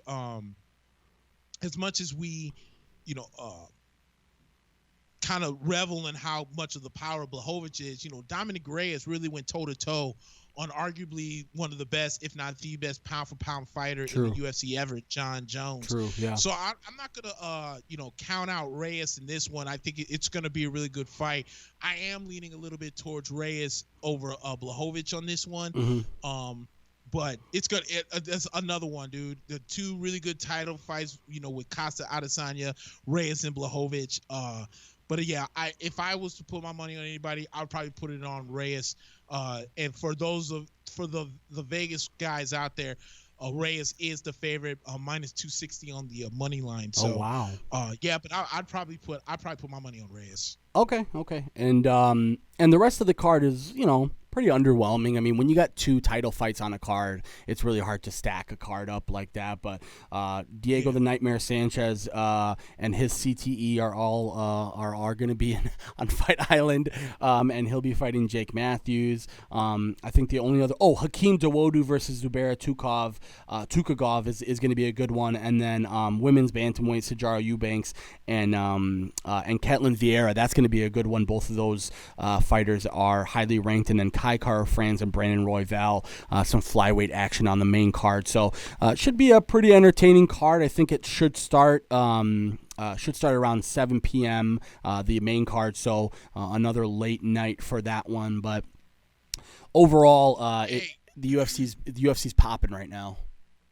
Hey, real quick, Mm-hmm. You want to talk about news that nobody cares about? Yeah. How about this announcement that Conor McGregor is going to box Manny Pacquiao? Yeah, no one cares. The very first two words that came out of my mouth when ESPN broke it and it was on my phone, I said, who cares? Yeah, at this point. Like, who really cares, dude? Like, Manny Pacquiao hasn't been heard from in years. Yeah. And Conor McGregor is still trying to make himself relevant in the boxing world. Yeah. We get it. You're broke. Yeah, that's what I was going to say. Coke money's running out. Dead serious. Like, we get it. You're broke. The only people that are going to care about Conor McGregor against Manny Pacquiao are the Conor McGregor, he's the greatest in the UFC nut huggers. Nut huggers, yeah. That's the only people that are going to care. Do no real MMA/boxing fan is sitting out here saying, boy, that Manny Pacquiao versus Conor McGregor fight is the fight that we've been waiting for years. No one gives a shit, dude. Sit down, sell your what is he selling? Your shitty rum. your whiskey or rum or whatever whiskey, it is. yeah. And to just stay out of the news, bro. Like, nobody cares about Conor McGregor anymore. Like, you ran away from UFC fights, and then you said you retired, and now you're trying to make a few dollars in boxing. You already got worked against Floyd Mayweather. What makes you think you're going to beat Manny Pacquiao? I mean, I know Mayweather beat Pacquiao, but, I mean, it's not like it was this overwhelming decision that Mayweather beat Pacquiao. Yeah. Again, this man is trying to make himself relevant in a world that nobody cares. And you know what's... Just calling a spade a spade. Yeah, no, you know what's funny about that, Nick, is that, remember at the beginning of the year when... He's like, I'm going to fight 3 times this year. I'm going to, his big thing was, I'm going to be back. I'm going to be active. You're going to see me. I'm going to have tons of fights. I'm going to be back to the guy that you've seen. And all I've seen from him is him and his team try and set up easy softball fights. I mean, let's be honest about that Donald Cerrone fight. that was an easy softball, just right down the middle, knock this out of the park, Conor, and let's see what we can get out of this. And, I mean, remember the shoulder strikes where he was like, he basically knocked out Cerrone with shoulder strikes. And now he's like, maybe Diego Sanchez next. Like, nobody wants to see Conor McGregor, Diego Sanchez. Nobody wants to see that. So, and it was funny because Dana White came out 2 weeks ago and he said, we are in talks with Conor, but it's not about a fight. And once he said that, I knew that he was going to go back to boxing. This is basically a charity match, Nick. Pacquiao has already said that the money that he's going to generate is going to be ginormous. He's going to donate most of it to the COVID relief in the Philippines and whatever. I could see where Manny's coming from. Manny's just a businessman. He needs to go out there. It's been a while since he's fought. But Conor, this is a guy who's basically still talking about how he wants to fight Khabib, still talking about how he wants to fight Nate, still talking about how he wants to be considered the greatest ever. And yet he's fought one time this year. He said he wanted to fight 3 to 4 times this year. And on top of that, let's be honest, is anybody giving him that much credit for the Donald Cerrone fight? I don't think so. No. Again, unless you're a Conor nut hugger or you're Stephen A. Smith, oh yeah, no one is giving him any type of credit for that win. Conor McGregor beating Donald Cerrone is the equivalent of thinking that you're doing work when you are Little Mac and you beat Glass Joe and Mike Tyson. Right? Yeah, exactly. You know what I'm saying? Yeah. Like, you're expected to beat Glass Joe. Yeah. Just like Conor McGregor was expected to beat Donald Cerrone. Dude, Donald Cerrone has not been the same. I don't think he's won a single fight in his last, 5-6 fights? And it's funny because and he's still going out there. And Dana, after his last fight, which was a good fight against Nico Price, it happened last week, Dana kind of looked at the reporters and was like, I have to have a tough talk with Donald. Like, I don't think this is something that we can do anymore. Meaning, I don't think he wants to put on fights with Donald anymore because he's just taking on head injuries, man. This is a guy who has a son, just had another kid. And, say what you want about Dana White. I'm not a fan of Dana White in many aspects. But one thing that I will say is that Dana does care about these fighters, not financially.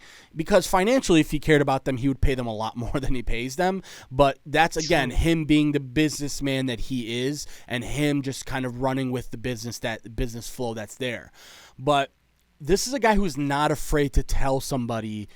Let's remember, he told Chuck Liddell straight up to his face, I cannot book any more fights for you. I'm so sorry. And Chuck, remember, him and Tito went to like Mexico or wherever they could to try and get a rematch because the UFC, as much as they're legends, refuses to let these guys stay in the cage for too long and take the type of head injuries that can ruin lives. That's the really huge part about this, man, is I don't think Conor McGregor is he's not going to win any contest for Man of the Year, but he deserves the opportunity to be able to have a life after fighting. And if that means that somebody's going to have to approach him in another year or two, maybe after this Manny fight when Manny, hits him with those heavy gloves, bro. Listen, I've seen Conor get hit really, really hard in the octagon, but I've never seen Conor look the way that he looked against Mayweather. It looked like he was getting hit with, bricks, a pillowcase full of bricks. And if Manny, because let's remember, I don't know about you, Nick, but I'm a conspiracy theorist, and I think that a lot of that fight was rehearsed. Meaning, I think Mayweather and Conor talked about how Conor would be taking the center of the ring and really being the aggressor the first 2 or 3 rounds. And then from there, they would sort of, to build the fight from there, they would sort of fight. And we saw that. Let's be honest. Floyd took the first 3 rounds off. He just, dodged every punch he could, took a couple, hit a couple jabs in. But then after that, it was just so easy for him to go boop, boop, boop, boop, boop to the head. And next thing you know, Conor's got a big old, mouse on his face and he's got blood spewing out. So Conor, man, I don't know if the money's running dry. I don't know if right now Proper 12 is not doing as well as he'd like it to do, but clearly this guy is not motivated to be the best fighter in the world, and clearly at this point it's about what are my finances? How much do I have to make in the next year to be able to maintain my lifestyle? This is what happens when you pay guys at the bottom of the card $15,000 and you pay Conor McGregor $20 million. That's what happens. Without question. And without question. And next week's also there's a couple of the slate for the UFC. I'll be honest with you, Nick. I'm impressed with what the UFC did this year. It's controversial to say, but when we were sitting here around the time of coronavirus, and everybody in the world was scared and shaking in their boots that we were all going to die from this, and essentially the UFC had the foresight to say, okay, the show has to go on for us. If it doesn't go on for us, we're in trouble. So the show did go on, and next thing you know, they were the only show in town for 2 months.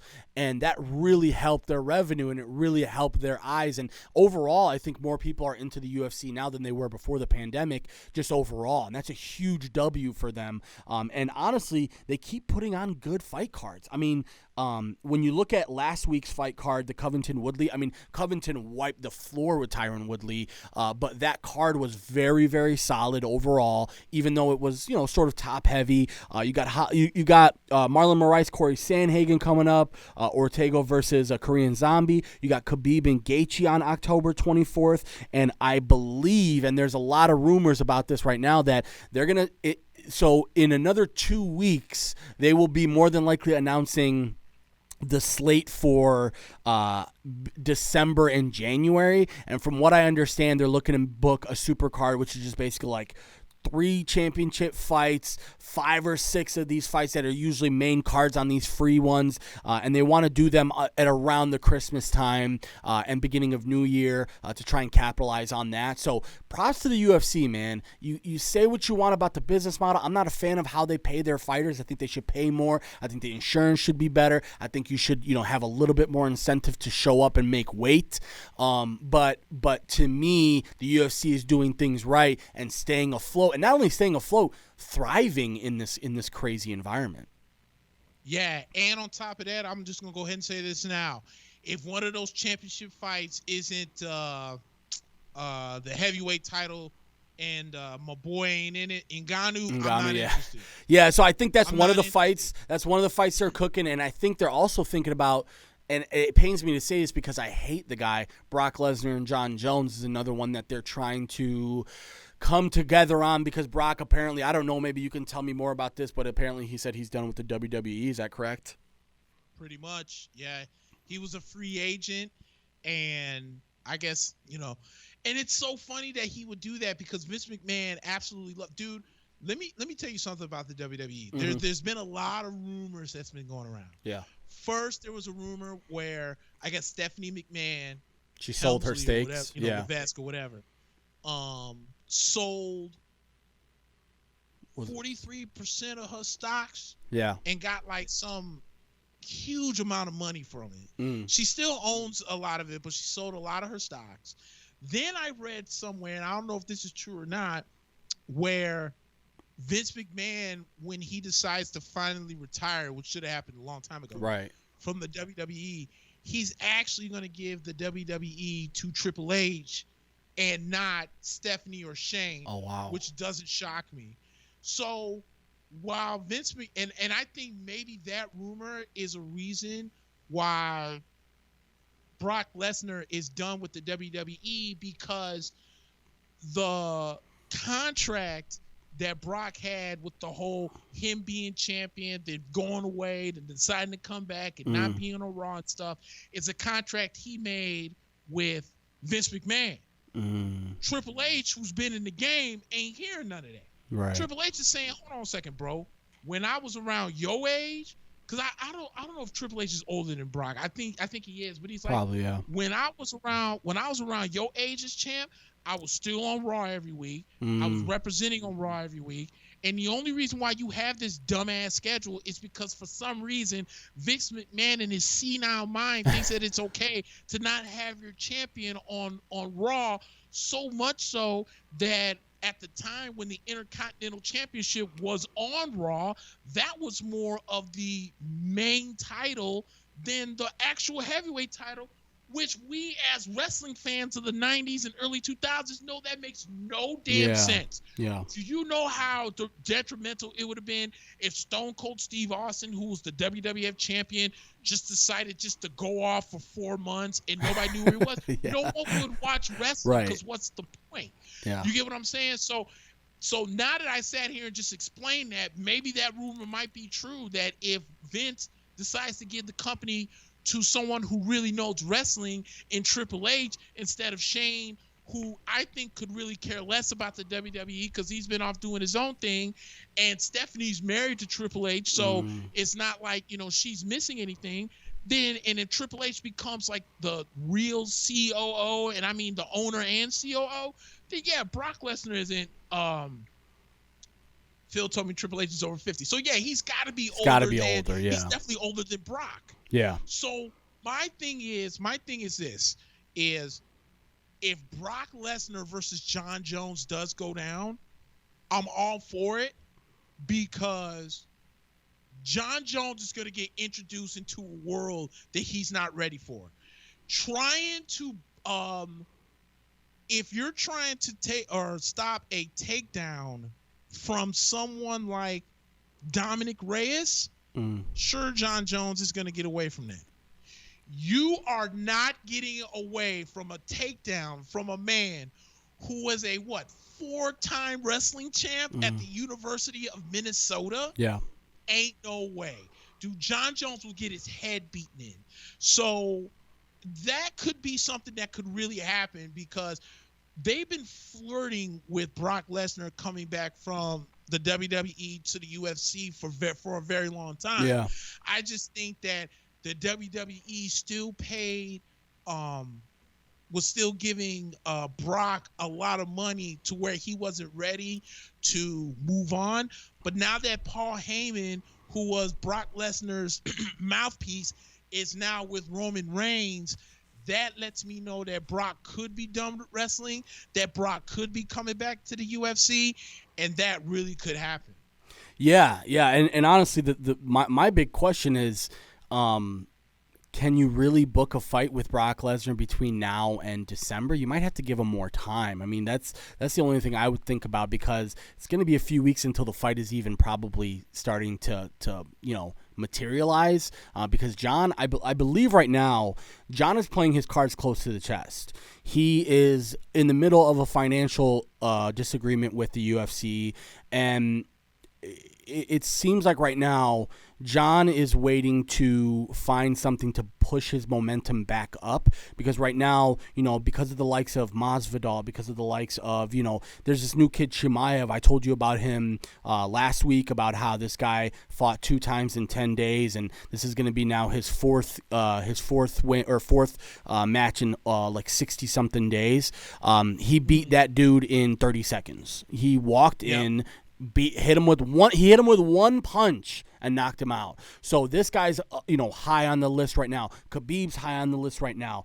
Tons and tons and tons of fighters have sort of leapfrogged John Jones momentum wise, and a lot of people are saying even Colby Covington after last week. I mean, Covington wiped the floor with Woodley, and now will probably have his choice of either Masvidal or Usman. I think he probably wants to go with Usman again, but with Usman Gilbert Burns happening in a couple of weeks, more than likely, that's another one where you have to keep a lookout. But yeah, John is clearly going to be chasing a little bit of trying to gain a little bit more momentum back, because let's be honest, fans like us looked at him after that Reyes fight and said, I don't know, because even after the Santos fight, remember the Santos fight where Santos had a torn ACL and was still in there with one of the greatest MMA guys of all time, and couldn't even finish him. And it seemed like that was one where both of us said, wow, after years and years of wiping out the light heavyweight division, you now have contenders left and right. And Blehovich was another one. I mean, Blehovich has won 7 of 8, Nick, and the only one he's lost to just so happened to be Santos.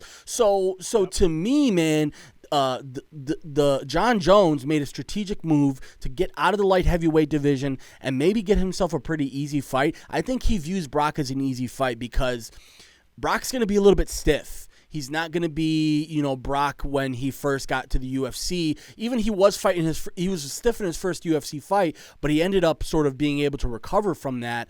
But if you're stiff against a guy like Jon Jones, he can pick you apart. So I think that's what Jon Jones is counting on. I think what he's hoping is, let's bring in Brock Lesnar, let's catch him slipping. Let's bring some of these WWE fans with him, and let's bring my profile back up. And I think that's a miscalculation on his part, because real fight fans now look at him and go, "You're fighting, you're running from the challenges, my man." 100%. And if you're right, and that's what he's thinking, I'm telling you right now, Jon Jones should fire any advisor that's thinking that that's a great idea. Yeah, dude. If this was like Frank Mir. Okay, if this was Frank Mir, I'd have been like, yeah, that's probably an easy fight. Dude, Brock Lesnar is no bitch, dude. No. I mean, we're talking about a guy that is still flipping huge, and Phil just said that Brock has over again said he has unfinished business in the UFC. So that lets me know that even if he does sign up this fight, this man could be looking at tape of Jon Jones, is working out and getting in shape, and is going to and is not going to be shocked if he goes up and says, nah, dude, I'm 100% ready to go up against Jon Jones. Let's make this happen for December or January. And I'm telling you, Jon Jones is going to get flipping picked apart. I agree with you that he was stiff in those first couple of fights, because his first fight was against oh my god, Heath Herring. If I'm not mistaken, he beat him. But then he got beat by Frank Mir, because at the end of the day, Brock Lesnar didn't really know anything about, defending against a guy who's a master at submissions with the whole jiu-jitsu game. Yeah.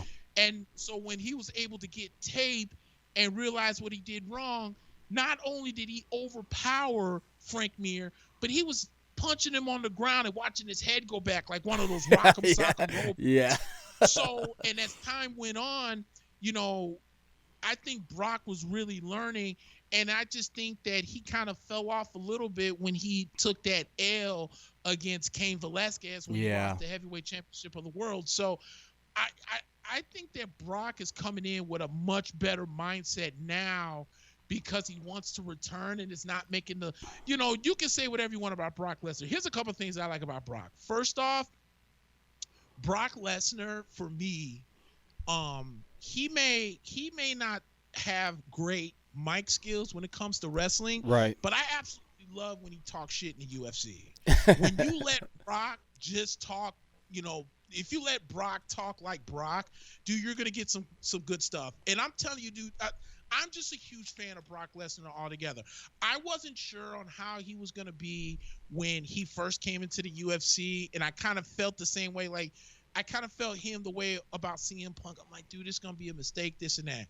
But when I had much respect for him when the way that he came out, especially after I felt that he almost got dominated a little bit against Randy Couture. Because Randy Couture was actually kind of out wrestling him, and Brock hit him with this haymaker, and it was pretty much over with after that. And the few title defenses he did have before he ended up losing to Cain Velasquez were actually very impressive. Yeah. And I think, here's a guy, again, that I think learned from his mistakes, went to the WWE, maybe obviously because the WWE was paying him more money, right, and was, working with his schedule. But if it's true that he said that he has unfinished business in the UFC, and the UFC has the schedule that Brock likes, I think he's going to go back, dude. And Jon Jones is not ready for that. I think personally, dude, and this is going to be crazy for me to come out of my mouth, I think Jon Jones should just retire, because the move to heavyweight is not going to go the way you want to. Because if you think trying to beat Brock Lesnar is bad, I'm telling you, Jon Jones will not survive against Francis Ngannou. Right. He's not. Yeah. He will not survive against Francis. Second off, you don't want to go back to the light heavyweight division because of the proof or because of the point you just brought up. Now, because you couldn't finish Santos on one leg, you had to defend yourself against Reyes. And then you got guys like Blehovich and some of these other guys who he ran from. Like, he ran from Blehovich. One of the reasons why he went to heavyweights. Yeah.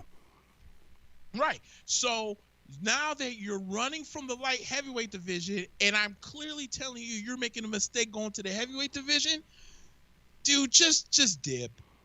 You know what I'm saying? Like why go out on top? Legacy, people feel you're the best pound for pound fighter ever in the UFC. Yeah. So why tarnish the legacy because you feel like you have to go up to heavyweight? Because if you go up to heavyweight, no one's gonna no longer look at you as the best pound for pound fighter because you will legit go 0-2 if not 0-3. Yeah, and honestly, even if it's like, let's say for example, Stipe, miraculously is able to get past Francis. Can John really handle Stipe for a 5-round fight? I'm not sure. I just, John's got a lot of question marks, and one of them is gonna be, what do you want to do? Do you want to take the Conor McGregor route and go with the easy big money? I want fame. I want momentum on that, or do you want to go with what actually makes sense and what's going to gain you respect in the fight community? Because, let's remember, Nick, John has had a lot of time off from the UFC, not related to UFC or injuries, right? He had the running the pregnant lady over. He had the cocaine charge. He had the steroid stuff, a couple different steroid scares. So to me, man, John is a guy that if I were him, I'd have my next however many fights you think you have left in your career, I would have them out on the paper right now because you need to start thinking about that because you're right. Listen, if the Brock Lesnar thing doesn't go well for him, that could be detrimental to his career because not only does it prop up Brock, but it almost makes John look like he was a fad, or maybe he was just a guy that got, we all know that certain divisions in fighting have their golden eras, right? Some of them are like, oh my God, there's 10 fighters in the middleweight division that could all be killers. But there's also times where it's like, maybe there's 1 or 2 really good fighters in the whole division, and you're just beating up on guys who are trying to figure out their way through the UFC. And that's what a lot of people say about John. I mean, the Gustafsson stuff and, all of the previous, sort of closer fights, a lot of them have to do with the fact that John was just not John. And, at the end of the day, this Brock fight is going to be big for him because we're going to see what he does after that. Does he want to go after Stipe or the winner of Stipe and Ngannou? If you're his manager and you're like, do you really want to get hit in the head by Francis Ngannou? I don't know, man. I've got to think twice. Yeah, exactly. Real quick before we go to the NFL, I'm also reading that Amanda Nunes and her partner had announced the birth of a baby girl. Yeah, Nina Askarov, her other UFC fighter partner. Congrats to them. Wait a minute. I thought she was dating I thought Amanda Nunes was dating someone from the United States soccer team. No. Or am I No, you're thinking of what's her name? You're thinking of someone else. Amanda Nunes is she's engaged to Nina Askarov. She's another UFC fighter. We'll have to research who you're thinking about. Yeah, dude, I thought she was dating. Okay, maybe I'm tweaking. Wow, UFC I thought she was dating someone from the United States soccer team.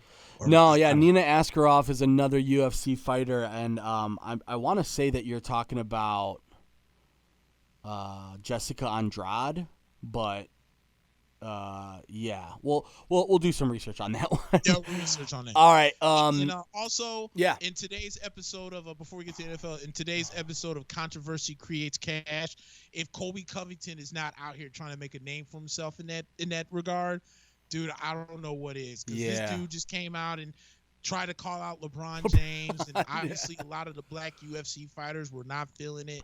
And I'm like, dude, like, I understand and I get it, but I don't know if that's the tree you really want to bark up on right now. Yeah. So, one thing I will say about Colby is this. and I said it on last week's show. He's a WWE character. This is a guy who was, this is a guy who was a average Joe from Florida. He trained with John Jones. He trained with Jorge Masvidal. A lot of these guys used to live with each other, and they said this is a character. 2 or 3 or 4 or 5 years ago, Colby was doing really well in the UFC, and nobody gave a shit. And he came to Dana and said, Dana, what the hell do I got to do to get some respect around here? And Dana said, listen, we've got XYZ fighters here. That's all I can do. So his management said, let's put up this sort of character. And let's be honest, the characters work really well for him. There's a lot of money to be made with that MAGA crowd. They, feel ostracized. There's not a lot of athletes that are on their side. So to have an athlete that's on their side about things, it's a big thing financially. So, but one thing I will say is that he is clearly, and one thing I wouldn't be surprised, Nick, is if Colby comes out, let's say he beats Kamaru, and he just takes off the hat and finishes with that gimmick. Because to me, this is a guy, he doesn't even know what he's talking about. I mean, a lot of the stuff that he was saying at press conferences are straight, direct quotes from Fox News.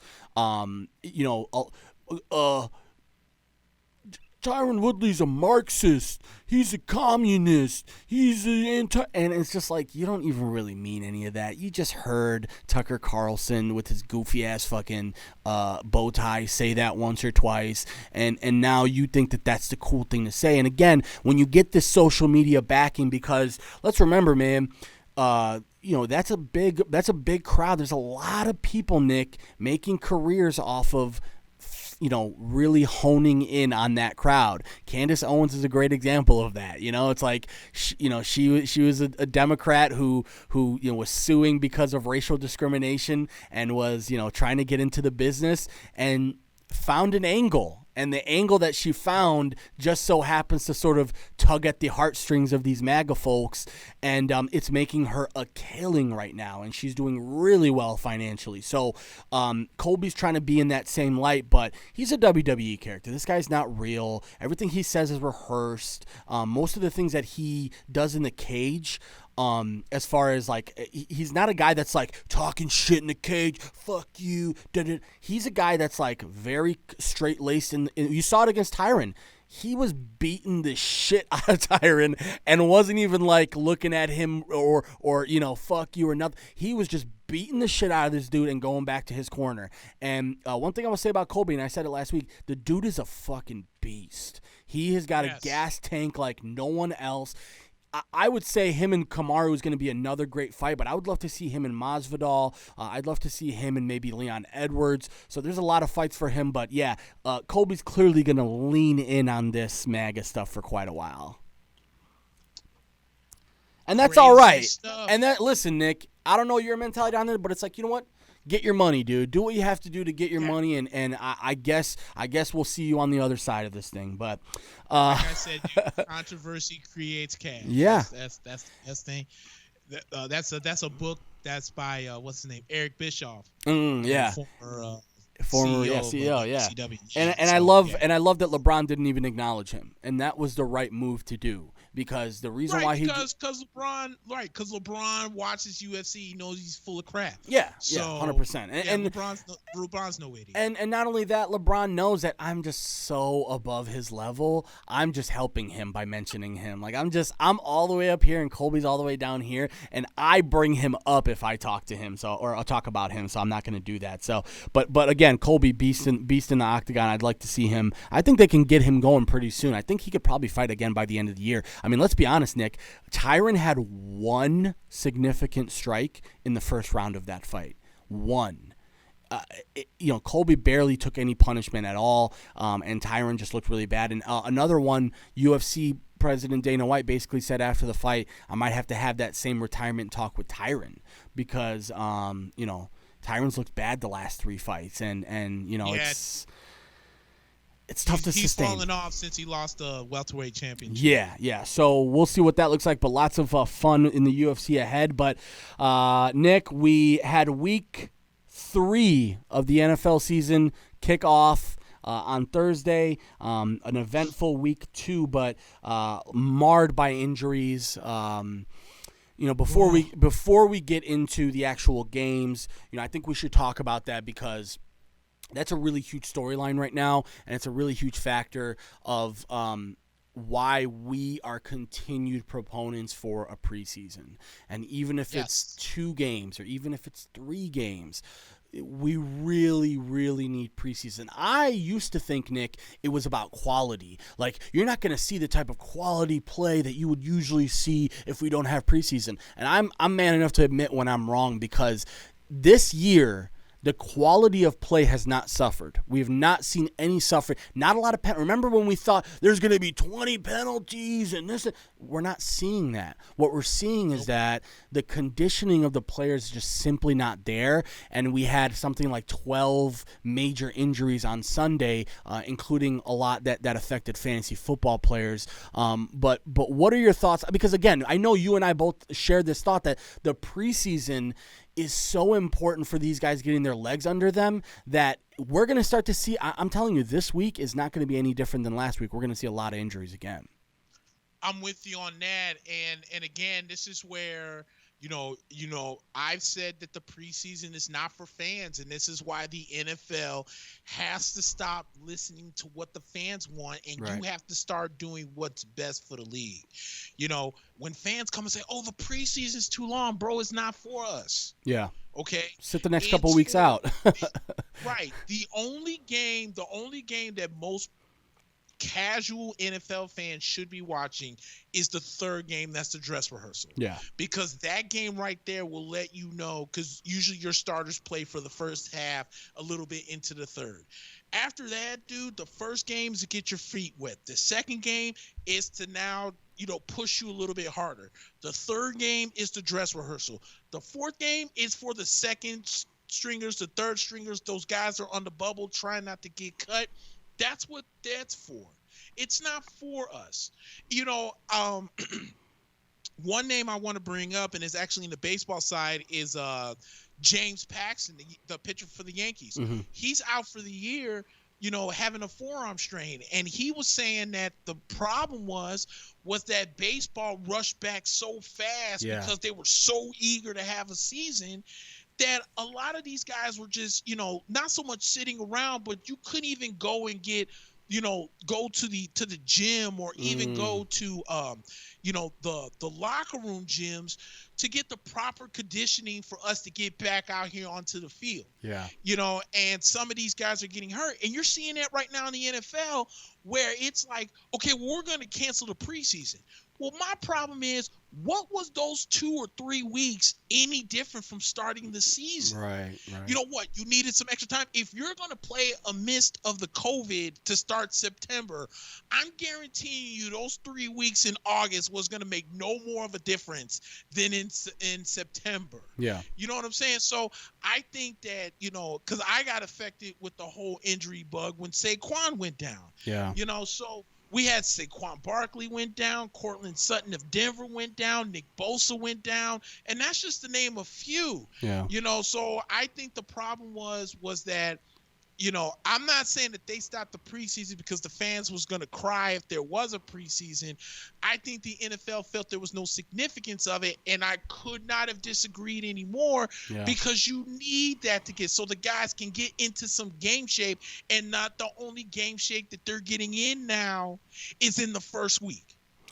Yeah, I think it was just a bad move on the NFL. And it was a great point by you that, listen, if you could play a regular season game in September, you probably could have played a preseason game at the end of August. It at the end of the day, it came down to revenue, Nick, that the league wasn't going to make enough, and there was too much of a risk involved in having preseason, and they did not keep the players and their safety and their health in mind.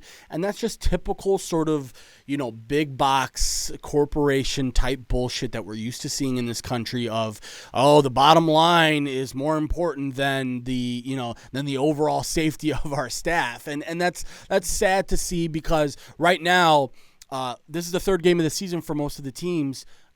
This is when you would basically be in the third game of preseason, right? So that's why I said, and I'll probably say it a ton when we go through the games. I'm not judging too much on what I've seen over the last 2 weeks. I'm not going to scrutinize too much about what my team looks like or what some of the best players in the league are struggling, or the Tom Bradys are not, looking like the Tom Bradys of old. I'm not looking too much into that, because the problem with that is that you're making the assumption that these guys are superhuman and can basically jump right into the thick of things after having no preseason games. I'm sorry, scrimmages do not count for me. I know they had scrimmages with other teams. Those don't count unless you're live hitting, unless you're live running routes, unless you're running full speed or blocking full speed. It's not the same. So luckily for us, we're getting to the stretch where, again, I think players are going to start to see the conditioning come back a little bit more, but clearly injuries have had an effect. And the Dolphins-Jaguars game on Thursday was on paper, it looked really, really boring, and the next two are going to look boring as well. I think next week is the Jets and the Broncos, I think, so we'll talk about that. But, man, it didn't look good on paper, and the Jaguars are not a good team. Let's just put it that way. Gardner Minshew is going to be playing from behind a lot. James Robinson, a nice undrafted rookie out of Illinois State, had a really nice game for them in the backfield, but they didn't have DJ Chark, and defensively, they're they're basically hot butter for a lukewarm knife. So it's am I ready to give Ryan Fitzpatrick and the Dolphins a lot of credit? Probably not, because they took advantage of what they had to do.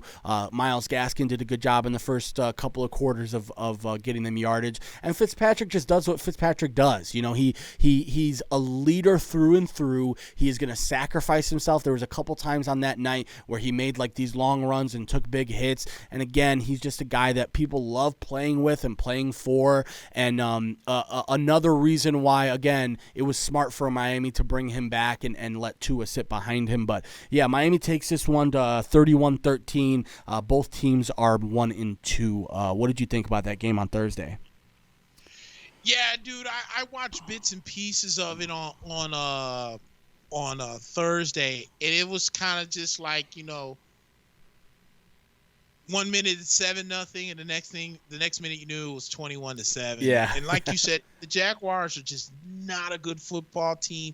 Everyone was talking about Minshew mania and this, all that. And, Blake Bortles, I still think got an unfair shake in Jacksonville. Yeah.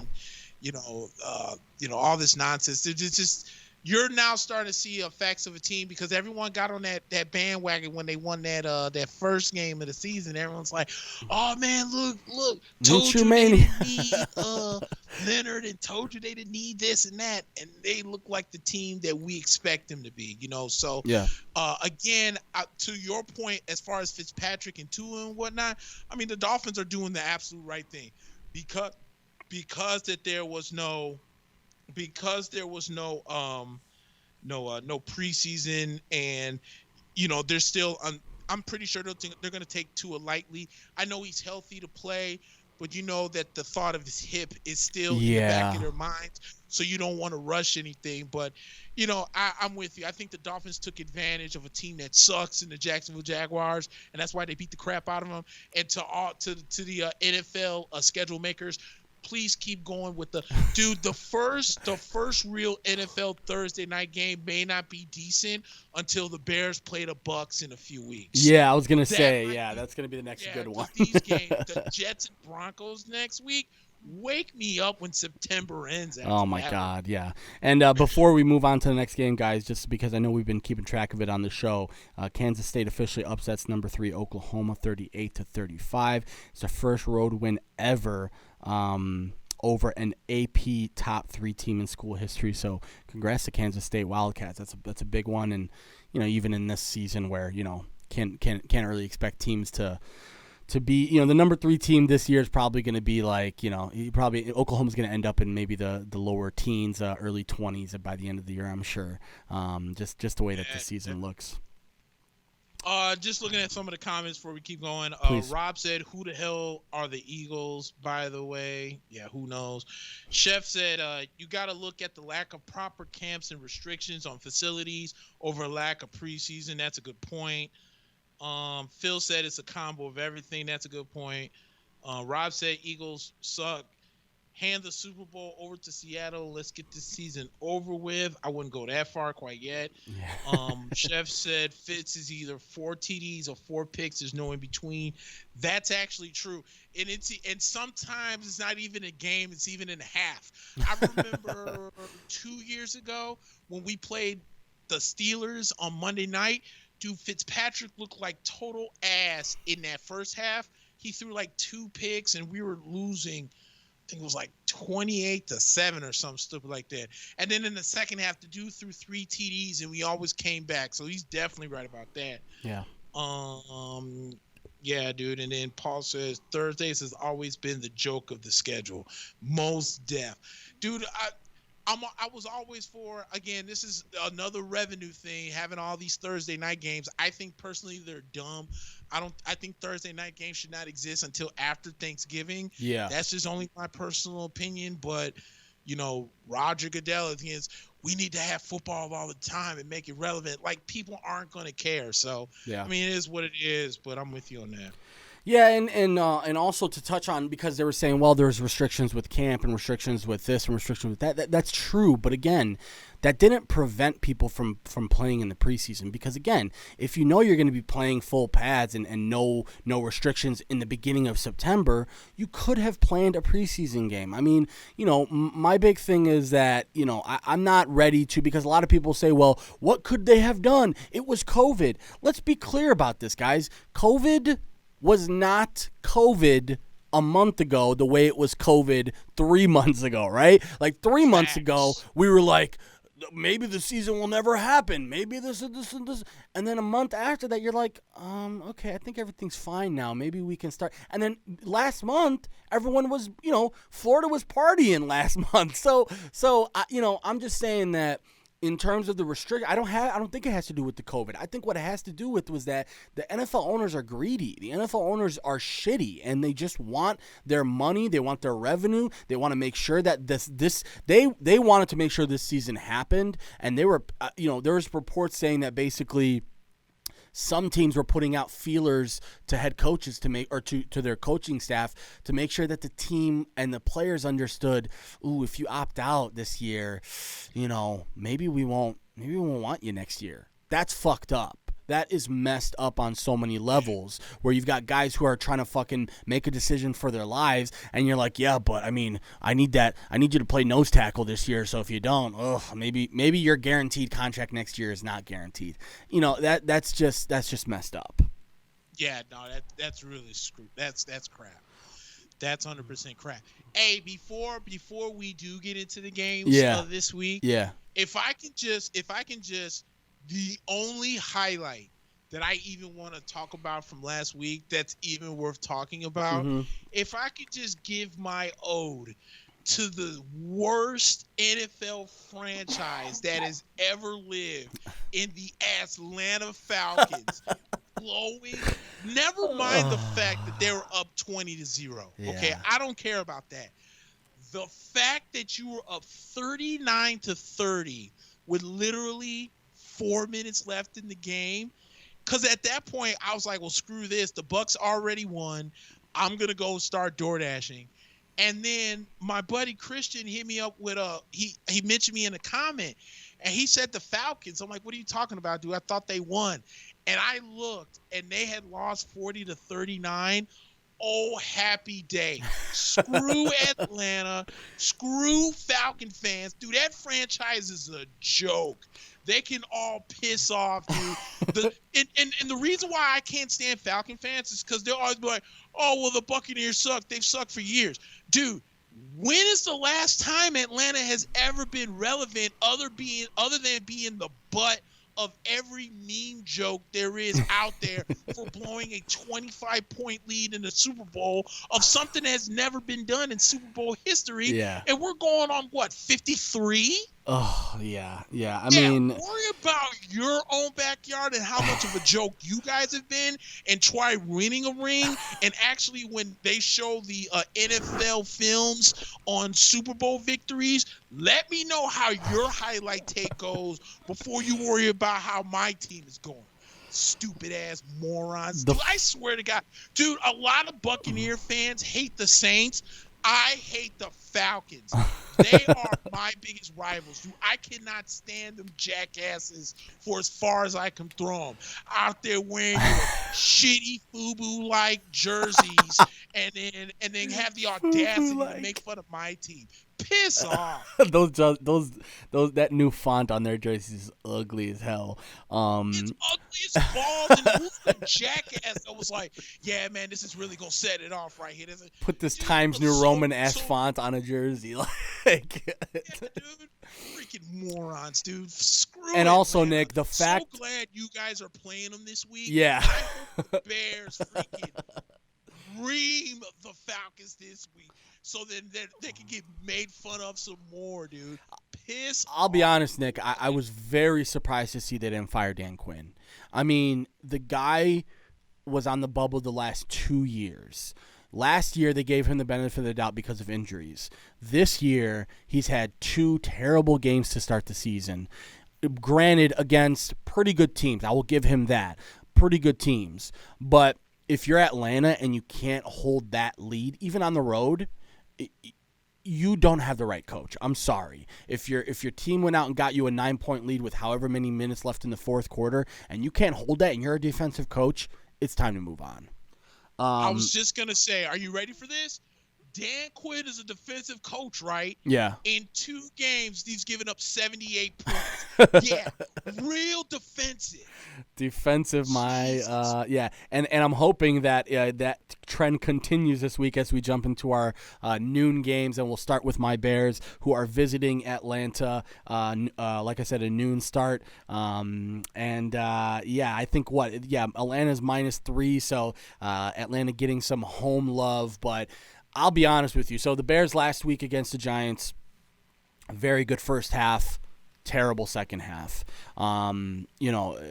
Sort of, again, I can't make too many judgments on this, because the fact of the matter is that, we are talking about a team that doesn't have preseason. We are talking about a team that has struggled as far as, formations is concerned in the past. But Mitch Trubisky looked really good in the first half last week. Didn't look too good in the second half. The defense did a good job of holding it towards the end. They got the win. I mean, listen, at this point, if you're arguing about ugly wins and you're not taking the context of what this season is, don't even talk to me. Anybody who says, yeah, but we should be 2-0, or we should be 0-2. I mean, it doesn't matter. You're 2-0. You've won your first 2 games. That was your goal. I don't care if you won 2-0 in each one of those games. You won those games, you move on to next week, and you play your opponent, and you try and get better. And the Bears had that opportunity, especially this week. Defensively, they have an opportunity. There's a couple banged up Falcons, especially on the offensive line. Julio Jones, they might as well just put Julio Jones in permanent marker on the injury report every single week, because he's got a hamstring injury, he's got this injury, always some sort of soft tissue injury that he's always questionable all week, and he ends up playing through the injury. Last week, he had something like 2 catches or something after breaking out for 10 in the first game. So yeah, I can't trust Atlanta at this point. I'm sorry. I know I'm going to sound biased, but I think the Bears. I think Mitch Trubisky's going to have a big game. I think David Montgomery is going to have a big game, and I think most importantly, I think this defense of the Bears is going to finally be able to eat. They haven't been able to eat really much against the Giants. They had a good 17-0 lead in the first half. In the second half, weren't able to maintain that because the offense just couldn't push the ball. So I think there's an opportunity for the Bears to run it up and hopefully blow out the Falcons on the road. I'm with you 100% on that. I'm not even going to – you pretty much said everything. I'm not going to waste time. You may not want to sound biased. I'm going to sound biased. Screw Atlanta. Bears all the way. And the fact that Atlanta is getting or the Bears are getting 3 points is a gift. It's a gift. If I was a betting man, I'd put money on the Bears right now. All day. Dude, Dirk Cutter is proving why he should only be an offensive coordinator, and Dan Quinn is proving why he shouldn't be a head coach. Yeah. Because the Atlanta's putting up points, they can't stop anybody. Yeah. I feel bad for them. You put up 39 points you should win. On Dallas on the road, you think you should win a football game. Yeah. No, that's when you're a bunch of idiots wearing FUBU jerseys, that's what I can't get over that, man. FUBU jerseys, for us, by us. So Another two. This is probably one of the best games of the week, Nick. The Rams going to Buffalo. Both 2-0 teams. The Rams, man. I mean, if you look at what the Rams were last year, and then you look at what they are this year. Granted, I know they played Dallas in that first game, and Dallas, we see has had their ups and downs. Barely got out of home with a win last week, but then this week, I mean, they wiped the floor with Philly, who I don't think Philly's that bad. I don't know what's going on in Philly right now. I don't know if Carson Wentz is just not the guy they thought he was. I know the offensive line has had some struggles. I know defensively in the secondary they've had injuries. But 37-19, the Rams blew out the Eagles last week, and likewise the Buffalo Bills have looked good in their first couple of weeks against bad teams. I mean, you have to beat bad teams. That's what this is, guys. I'm sorry if you don't want to give credit to people who win games against bad teams, then you shouldn't give them shit when they lose against those bad teams either, because again, you have to beat those teams, and Buffalo's done that. For the most part, their offense has looked really good. Josh Allen's looked really good, and also for the most part, Stephon Diggs has looked like he's been a worthwhile transition there to Buffalo.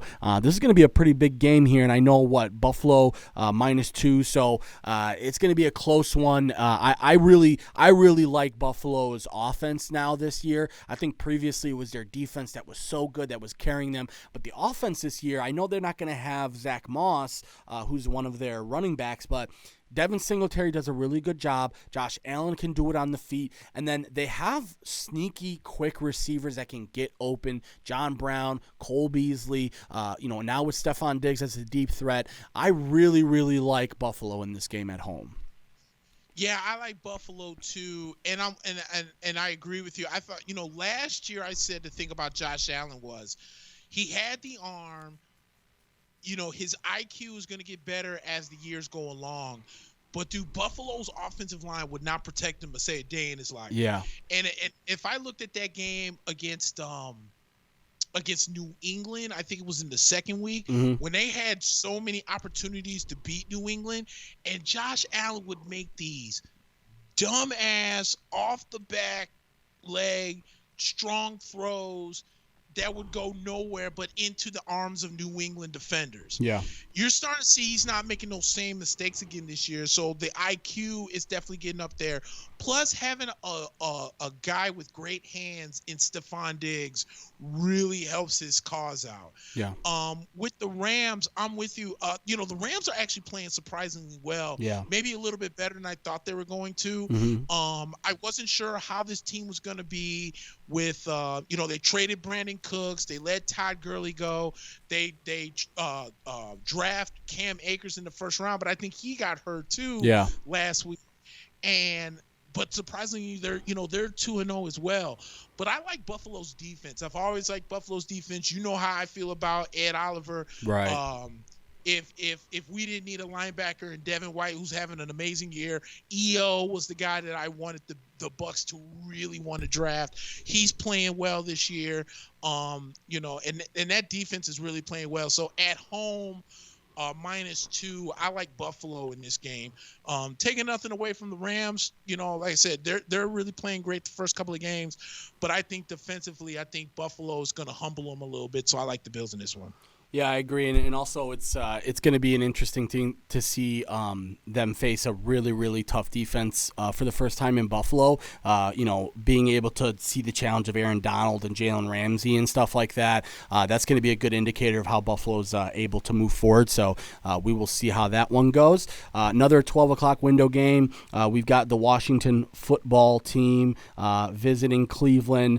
Cleveland coming off of that Thursday night win last week, well rested coming into this week, and pretty heavy favorites here at home are the Cleveland Browns. It's Cleveland -7, and Cleveland has a lot of injuries, but so does Washington. Most of all, though, Washington offensively is still very handicapped. They're not able to do a lot of what they want to do. Ron Rivera, we both know, is not an offensive coach by any stretch of the imagination. So, he's probably focusing his efforts on, Chase Young in the defense and offensively. Dwayne Haskins has been under pressure constantly.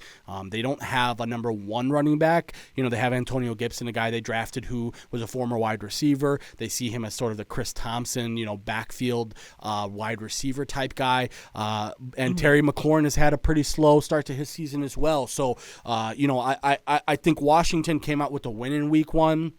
And a lot of us were, pretty pleasantly surprised and said, maybe that is Ron Rivera. But this is going to be a tough game for them on the road because they're going to have to stop one of the best backfields in football when you got Kareem Hunt and Nick Chubb. And if Baker Mayfield can just spread the ball out and not focus on one receiver. He threw a pick in that game against the Bengals for no reason.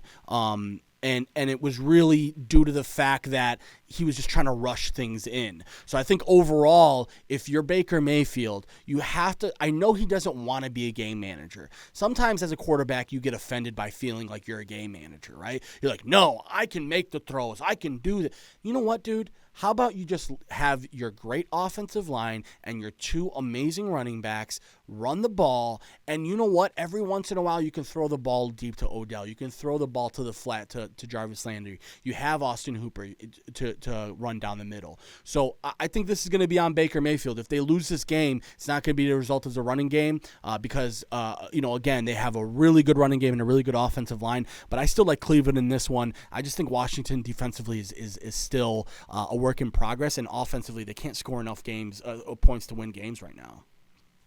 Yeah, I'm with you on that. And, I think a lot of that with Baker Mayfield is a couple things. I think, if I'm not mistaken, what is this, Baker Mayfield's third year in the league? Yeah, I think this is going into fourth. I think it was fourth because he was – yeah, because I want to say that he had 2 years without Odell, right, and then one with Odell last year. So so fourth year in the league, and he's had – 2 or 3 head coaches in them years that he's been in the league. Yeah. So, and my thing is, there's a couple things with that. I think that there needs to be a coach that needs to, put in his head, like, hey man, you don't need to make every highlight Big 12 throw. Right. And that's my second point. He's still in Big 12 mode at Oklahoma. Where I can, hawk the ball to who's the kid that's down in Jacksonville? D.D. Westbrook. Yeah. And, I can just, hawk 60 passes because the Big 12. Nah, dude, you're in the NFL now. Yes, I know you're blessed with having Jarvis Landry. You're blessed with having Odell Beckham. But what I would do, and we'll talk about this a little bit later when we talk about the Bucs and Broncos, look at some tape with Tom Brady. When Tom Brady was really winning Super Bowls. The year Tom Brady hawked up 56 TD passes with Randy Moss, they didn't win the Super Bowl. Right. But look at them years when he had Corey Dillon and Lawrence Maroney in the backfield. Yeah. To kind of alleviate the pressure when he had guys like, Deion Branch and I'm trying to think of a couple of the tight ends that he had. Think about those guys. Yeah. You know what I'm saying? You don't Ben need to Watson. always have to make the highlight throw. Exactly. Yeah. You don't always have to make that throw. So, but I'm with you as far as Cleveland. I think he's going to win this game. I think Washington kind of got handcuffed in a few instances where, Darius Geis was supposed to be that guy, to kind of take over for AP. Remember he was the iffy talent, or he was the iffy guy where the talent was there, but he had a 2-cent brain and was always doing dumb shit. Yeah. And so you draft him and you take a page, you try to take a flyer out on him. He tears his ACL, and now you got to let him go because the 2-cent brain dumb shit part came up and you just couldn't keep him. Right. So I think that kind of handcuffed him a little bit. Then you let AP go, and you already know how I feel about Ohio State quarterbacks in the NFL. So I'm with you where I feel that And plus, also they remember they traded Trent Williams as well. So the Washington football team offensively is easily 2 or 3 years away from trying to be something. The defense is going to learn under Ron Rivera. We already know he's a defensive coach. But Ron Rivera is one of those guys where he could really use like a really good offensive mind, and not have to touch anything with the defense. But as far as this game is concerned, I would take Cleveland. I'd take Cleveland minus the 7. I think they could really beat them outside of 7. Yeah, and also you were right. It is Baker Mayfield's third year in the league. He had 1 year without Odell, 1 year with Odell last year, and then now his third year. So yeah, interesting to see his progression here, because let's be honest, the leash is very short for quarterbacks in this league. If this is a bad season for him or a lukewarm season for him, and then he comes into next year as in the 4th year of a number 1 pick, you're going to have a lot of pressure on you. So he's got to figure things out this year, and I think a lot of it's going to come from maturity, like you said, of not having to be the highlight reel guy who's dancing in the end zone every single time, Yeah, exactly. All right, Another noon game. I wish I could say this one's going to be as interesting as the last ones, but Minnesota's hosting Tennessee. Tennessee, if you ever knew a boring team that could be good, it was Tennessee. They run the ball 1,000 times with Derrick Henry. Ryan Tannehill is essentially he is the game manager in the league right now, because what he does is he runs the ball and then it's not like he only throws the ball 10 times a game. He's throwing the ball quite a bit this year. He's 67 times in 2 games, 488 yards and 6 touchdowns, and that's with his number 1 wide receiver, A.J. Brown, out the last 2 games. A.J. will be out for this game as well. They're also, going to be banged up on defense, but Minnesota has been terrible this year. Kirk Cousins has looked god-awful. The defense that they spent a lot of money to try and keep guys like Anthony Barr around and some of these other guys up front, they've been terrible as well. I think they traded for Yannick Ngakoue too from the Jaguars and have nothing to show for it so far. And let's be honest, that game last week for Minnesota against Indianapolis was ugly. It was like, I think 28-11 they lost, and Indianapolis didn't even look that great, to be quite honest. It was just Minnesota continuously giving the ball away. Kirk Cousins not really not really doing what we're expecting of him. And usually this is a guy who eats against bad teams or bad defenses in Kirk Cousins and hasn't been able to do it so far. Minnesota is at home, so it's only -2.5 for Tennessee. Slight favorite for Tennessee on the road. Who do you got? I like Tennessee in this one. I've never really been that big of a fan of Kirk Cousins. Yeah. And I think who should be laughing at all of this is Stephon Diggs. Because remember, Stephon Diggs last year was absolutely bitching a storm that they were running the ball 9 million times, and you had such talent as Adam Thielen, himself, Rudolph and Irv Smith. Yeah, Kyle Rudolph. And all you're doing is running the ball 9 million times with flipping with Dalvin Cook. And I thought that his complaints were warranted, because why would you have talent out there and all you're going to do under Gary Kubiak's amazing offense is run the ball 9 million times? Yeah. At that point, defenses already know what's going to happen. And by the time you're ready to want to throw the football, Kirk Cousins is cold. The receivers aren't running any routes. So, and now that Stephon is gone, Kirk Cousins looks like the quarterback that we all know that he is. And I agree with you defensively. They gave up a lot to bring Ngakoue from Jacksonville to Minnesota and have nothing to show for it. Yeah. They looked like complete utter crap against the Packers. They looked even seemingly worse against Indianapolis. And like you said, they didn't even look all that great last week. Yeah. So there's no reason, with the way that the Tennessee offense is going right now, it was especially as effective as Ryan Tannehill has been, to convince me otherwise that Minnesota's going to win a football game. So give me Tennessee on the road. Yeah, and I agree with you on that. And, Derrick Henry with 56 carries through 2 games. It's going to be a lot of Derrick Henry in this game again, and more than likely, again, Ryan Tannehill just filling in the blanks here and there. The Las Vegas Raiders were pretty impressive, Nick, on Monday night. Hell right, they were. They did a number on the New Orleans Saints. The Saints looked. Let's be honest about the Saints here. Things are sort of looking downwards for the Saints right now. Defensively, they're not getting the same magic that they're used to having in the front seven, not really getting as much pressure and turnovers. And on the offensive side of the ball, Drew Brees looks limited in many, many different ways. And he looks like a guy that you can game plan against now, whereas before you couldn't game plan against this offense, and now you can. Now you can really realistically say no Michael Thomas, which again that's probably going to be the case again this week. The Raiders just took advantage of it. Props to John Gruden.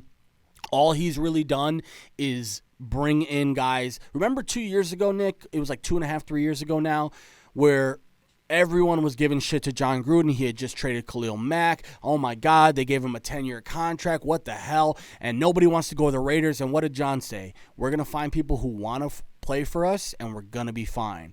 And, man, 2 games into this season, Darren Waller looks like an all-pro tight end. You got Derek Carr, who looks amazing. Josh Jacobs having an even better sophomore season, start to his season than he did last year. And Oakland is going to be visiting New England, who, likewise has had a pretty tough Sunday night game. Obviously, they got stopped on the last play of that game on what I think is probably not a very good play call by Josh McDaniels, and maybe could have done a couple other things to win that game, but a very winnable game that they could have won against a tough team on the road. The Patriots are hosting Vegas this week in Foxborough. I believe there will be limited fans there if I'm not mistaken, but I guess we'll see. And it's New England -6, so clearly no real change in the guard after Raiders. Not a lot of respect from Vegas after the Raiders won on Monday night, but who do you got in this one? First off, I would like to say thank you to the Las Vegas Raiders for doing God's work and beating the New Orleans Saints last week. I appreciate that. We'll get into the Saints later on. But yeah. Very impressed with Las Vegas last week in their home opener against the Saints.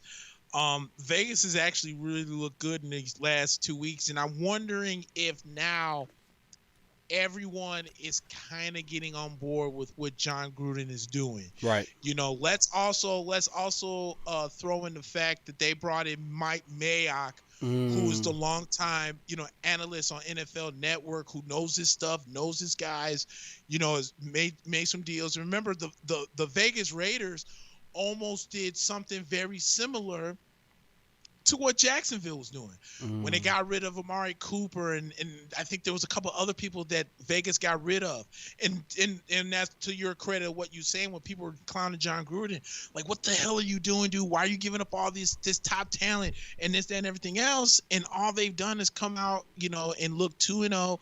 They got Josh Jacobs, who looks like one of the better running backs in the league right now, and defensively they don't look all that bad right now, And I think with New England last week, I think defensively, I guess the best way to say they took the week off. Like, they didn't have the same defensive effectiveness they had against Miami. Plus, Miami is not Seattle. Right.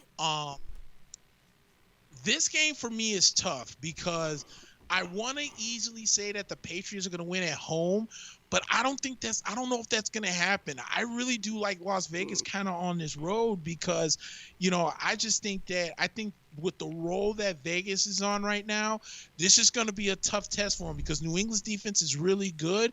But if Vegas can figure out this New England defense and keep Cam Newton at bay, which can happen because I think another thing is too, Seattle had a bend but don't break defense last week because I think Cam Newton went for maybe like 393 or something ridiculous like that last week, but only had one touchdown. So I'm gonna go outside the grain on this one. I'm gonna take Vegas on the road. Yeah, I'll take Vegas on the road on this one. Yeah, no, I actually don't even think that that's crazy of a thing to say, because the way that Vegas played last week and the way that the Patriots defense played last week, it's hard to imagine that Josh Jacobs not going to go crazy this weekend. Speaking of Mike Mayock, remember when they were giving them shit for drafting Josh Jacobs in the first round and so high, and they're like, "Oh my God, you traded Khalil Mack to get the pick for Josh Jacobs," and next thing you know, this guy's one of the best running backs in the league. So, yeah, no, I don't think you're going out too far on a limb there. I think New England looks beatable, and also, Nick, we mentioned, can they sustain this version of Cam Newton for a 16-game schedule? And so far, he's their leading rusher. I'm not sure you can do that right now. I know he has 4 touchdowns, and a lot of that has come in the short, sort of goal line type stuff that Josh McDaniels may be trying to throw some teams off. But I'm telling you, they're going to get him killed if he continues to do that. He has 26 carries through 2 games right now. That's too much. When you have 13 opportunities per game for the defense to knock your dude out, I'm not sure that's something that you want. So, yeah, I think New England, we're going to start to see some of the chinks in their armor over the next couple of weeks, and I think Vegas takes them even on the road. Chef put a comment in. He said he couldn't disagree with you more. He said that call was working, maybe hid the package a little better, but I love McDaniel's call. He also said short week, cross country versus Belichick after a loss, plus Jacob and Waller are both hurt. He thinks the Patriots win, but they won't cover the 6. He thinks that the Raiders will lose by less than 6. Yeah, and thanks for commenting, but I do disagree with you. I don't think that's a good play call in that case. Listen, on a 4th and 1 with 3 minutes left in the third quarter, you can run that. That's fine. But the last play of the game, that's a tough call to say. Let's split everyone out and have everyone pulling and have only our quarterback running the ball. Let's make no mistake. Cam is not a he's not a guy that's gonna run past you. He wants to run through you, and he wants to run through the lanes. And that's when you put him on the goal line and you have big dudes in front of him. I'm not sure running a pull left and having him sort of be the only guy with the ball in any situation, that's tough. But again, I think New England is too smart to not evolve that, right? It's not going to be the same pulls and runs and QB whatever, every single play. So yeah, no, that's, and I think New England will eventually figure out that, you know what, Cam's got strengths here. But right now, Julian Edelman can't do it alone. They need N'Keal Harry to step up. They're going to need other guys to step up. They don't have a tight end on the roster that's really worth anything, Nick. I mean, Matt Asiasi, I think, is a guy, and really, other than that, they don't really have tight ends on this team that they can count on. So, and running backs wise, I mean, when your quarterback's your lead rusher, you got to work on stuff. Another 12 o'clock game. And I'm with you on that N'Keal Harry. Like when are we finally going to, dude? First round pick. I don't understand why New England drafts like these offensive players in the first round. Yeah. And then they just are just complete busts. Like Sony Michel, in my opinion, really hasn't lived up to the hype, of him being. I remember when he was coming out and everyone was like, because it was him and he was sharing carries with Swift, yeah, or something like that. Yeah, it was Swift. They were both coming out of Georgia as running backs, and all the hype was around Swift, and everyone was like, "Oh man, but this Sony Michel, like this dude's a monster. He's a beast." Blah blah blah. And New England took a flyer out on him, and it's like he's been very inconsistent. Yeah. Then when N'Keal Harry. Everyone's like, oh, man, this might be one of the better route runners in the game, and coming out of college, and he's a steal and this and that. And this dude hasn't lived up to the hype either, man. No. So I'm with you, dude. Julian Edelman cannot be the end-all, be-all of all the catches. Somebody's got to help Cam out and get open. Yeah, and it's funny you mentioned Sony Michel because he shared a backfield with Nick Chubb and Todd Gurley at one point as well. It was Chubb. It was Chubb. It was Chubb. It wasn't Swift. My bad. Yeah. No. Yeah. You're right. That was. I feel like New England feels like because it's so late in the first round, and because they won't be picking again until another 30 picks from now, they just say we'll go get our guy, and that doesn't always work out draft wise. So best of luck to them on N'Keal Harry. The Gigantes, New York Gigantes, 0-2 after dropping a very winnable game last week, Nick. They could have beat the Bears on that last drive. They had many opportunities to do so, and the Bears, they made a couple plays, but very winnable game for the Giants that they lost last week. And likewise, we had the 49ers coming off of the loss week 1 to Arizona. They beat up on the Jets, but they got beat up as a result. Lots and lots of injuries. George Kittle's going to be out. D Ford's going to be out. Drake Greenlaw's going to be out. I believe Jimmy Garoppolo is also going to be out as well. And it's going to be a tough one for them. And I believe Tevin Coleman officially on injured reserve. And Raheem Mostert, after having a ginormous game last week, is also injured. So they're going to, rely on Jerick McKinnon and more than likely Jeff Wilson, I believe is his name. So this is going to be a game where the San Francisco 49ers are going to come in banged up, and the Giants are going to try and catch them off guard. It is San Francisco -3.5 on the road in New York. I'm going to be honest with you. I like the Giants in this one, and I'll tell you why. I think the Giants, they're going to be able to catch them slipping. A lot of people, of course, Saquon Barkley was the big story from last week. He got hurt, came back into the game. It looked like a really nasty wrist injury at first that he had. They checked it out. They got him going, and he decided to go back in the game. And I believe one of the first 2 plays that he came back on tore his ACL, out for the season. And again, that's going to be one to monitor in the future. But I like the Giants in this one because I think offensively, they don't rely too much on Saquon as it is. They are going to pass the ball a lot. Evan Ingram's going to be a guy that's going to get the ball a lot. They have 3 or 4 receivers that they can depend on. And more importantly, I think San Francisco is really banged up right now. You're not going to have Nick Bosa. You're not going to have Dre Greenlaw. You're not going to have D Ford. That's basically like half of your defensive line right there. And Greenlaw is a tremendous young linebacker as well. No George Kittle. And again, I'm not sure. I'm going to look up what the deal is on Garoppolo. But either he's out or he is a game time decision, I believe. So what's his name is in that kid, Nate Mullins. Nate Mullins, okay, they announced him as the starter like yesterday, if I'm not mistaken. Got it. So this is a guy who's played. This kid Nick Mullins played in the past. I think he played on Monday Night Football when Garoppolo had that season-long injury when he first got to the 49ers. So this is a guy who's been there before. But I really have a hard time with Mostert, Kittle, Ford, Greenlaw, Garoppolo, Coleman, all out. I think this is one the Giants can catch them slipping. Yeah, I'm with you on that. I'm going to take the Giants as well. I just think the injuries of the 49ers is way too much. It's tough. You said it right. Like no Garoppolo, no D Ford, no Nick Bosa, no Monster. That's a lot. Especially being on the road too. Yeah. So yeah, I like the Giants to win on this one. And you know what? This is a good chance right here for Daniel Jones to show out, man. Yeah.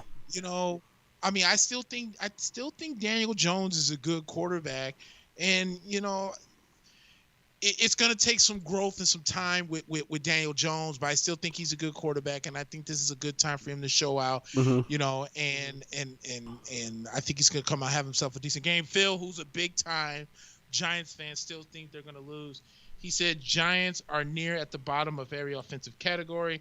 Ingram has been having a bad case of the drops. He's dropped a lot, yeah.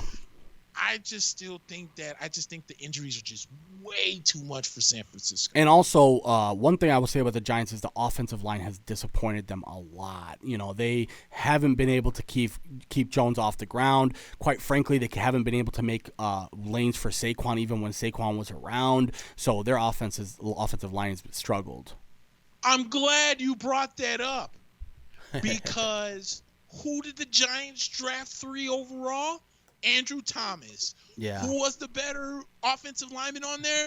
Tristan Wirfs. Thank you, New York Giants. And that guy Thomas had a really tough game last week against the Bears. Quinn. Yeah, Quinn got him a few times. And guess who had an amazing game last week against Carolina? Was it Tristan Wirfs? The 4-bitch Tristan Wirfs. Okay. Thank you, New York Giants. Everything comes full circle for us over here. But yeah, I think we're both going to take the Giants in that one. I have a hard time. Kyle Shanahan will earn his salary this week. Not having most of his team out there, we'll see if they can get something going.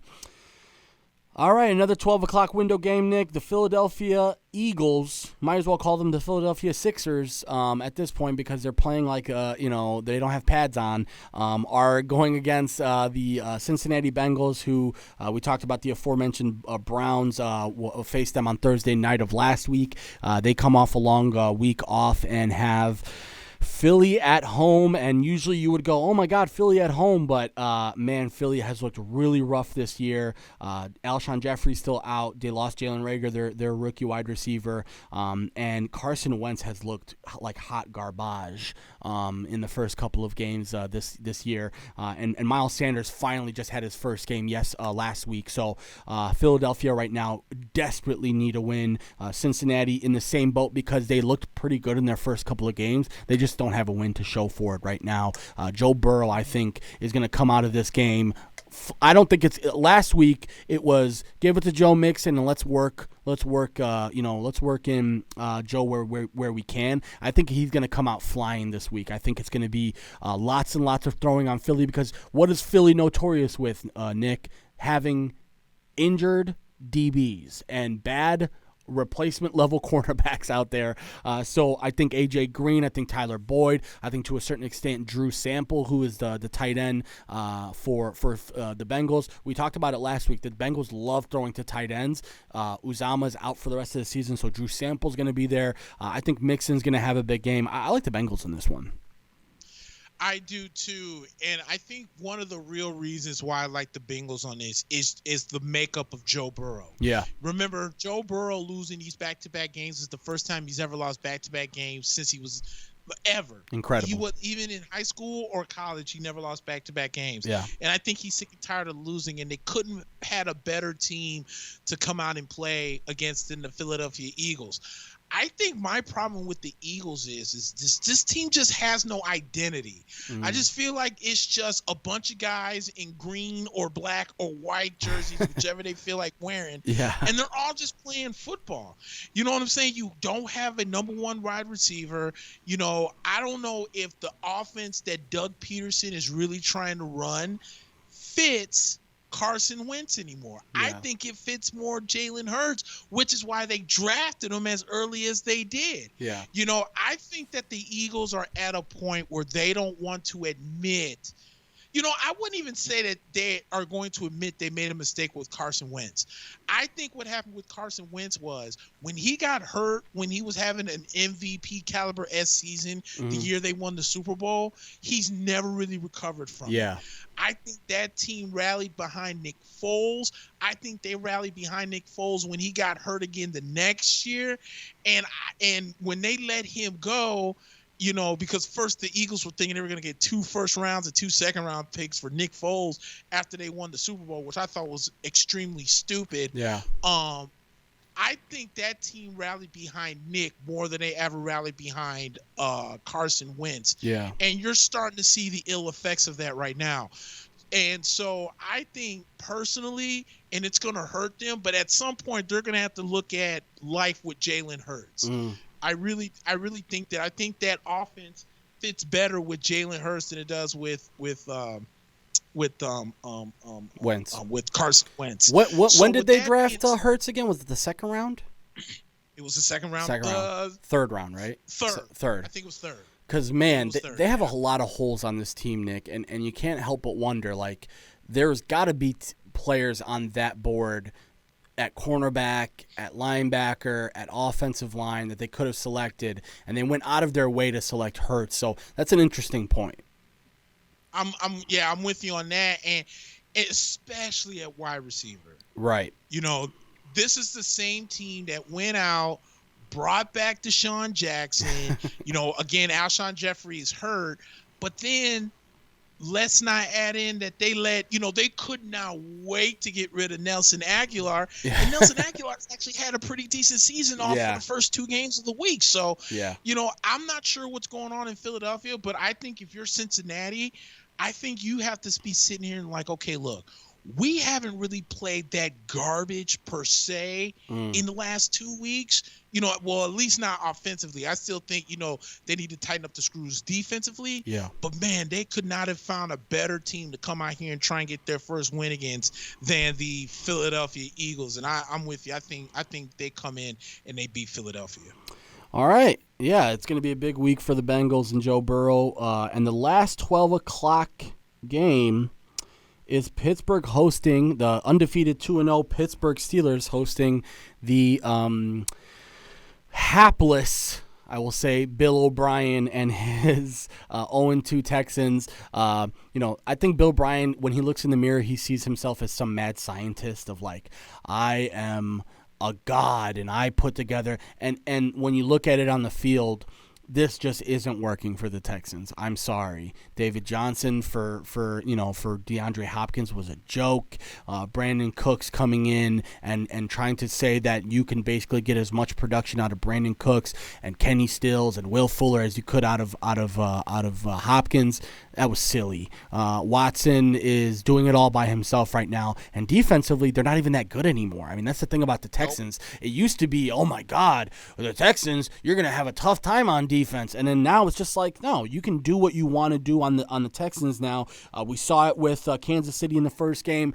They barely were able to stay in that game because Watson and David Johnson tried to keep them in it. But then last week against Baltimore, I mean, that was a laugher. Baltimore was barely trying in the second half. They were just trying to run the clock in the second half, and the score was 33-16 on that one. Houston, to me, man, this is another example of when you give guys too much power, they start to fuck it up with thinking that they're the smartest person in the world. And clearly Bill O'Brien thinks that every room he walks into, he's the smartest guy in it. And now you're starting to see the opposite with Pittsburgh. You're starting to see Mike Tomlin take a step back and say, you know what? Maybe just because I went to the Super Bowl a couple years ago doesn't mean that I'm the end-all, be-all on this team. And what he's done is he's changed his tune a little bit. You know what? Maybe we're not going to be that grinded-out type of team anymore. Maybe we do want Ben to start to sling the ball in a more sort of efficient manner now. And what you're starting to see is Pittsburgh able to run the ball now with James Conner came back last week, had a tremendous game for himself. And Ben, he doesn't look like, obviously, the Ben Roethlisberger of old, but when you talk about it, he's making every single throw that needs to be made and putting them in positions to win here. And it's Pittsburgh -4 at home, so slight favorites at home there. I really like Pittsburgh in this one, Nick. I can't imagine a scenario where Houston busts out and does a number, especially on this Pittsburgh defense, because that's the thing I haven't mentioned. This Pittsburgh defense is for real. Yeah, they are, and they looked really good against Denver last week. I know Denver was kind of handcuffed with having no Drew Lock, and they lost Cortland Sutton, but they really look good. I'm with you 100% on everything you said about Houston. If there wasn't a team that should have had the FBI investigated on the Arizona Cardinals for robbing the Houston Texans, because not only did you get DeAndre Hopkins, they also didn't have to even sacrifice a first round pick for who a lot of people argued to be the best wide receiver in the league. Yeah. All you had to do was give up David Johnson and some lower echelon picks. Yeah. And I'm not understanding what the mindset of Bill O'Brien was when he decided to make that deal. But there's not a Houston Texans fan that live that was thinking like, boy, yeah, this is a really good deal because we really need a running back. You get what I'm saying? Yeah, or we really need David Johnson. Yeah, hopefully we can get that David Johnson, pre-shoulder injury, and I think that's what they did.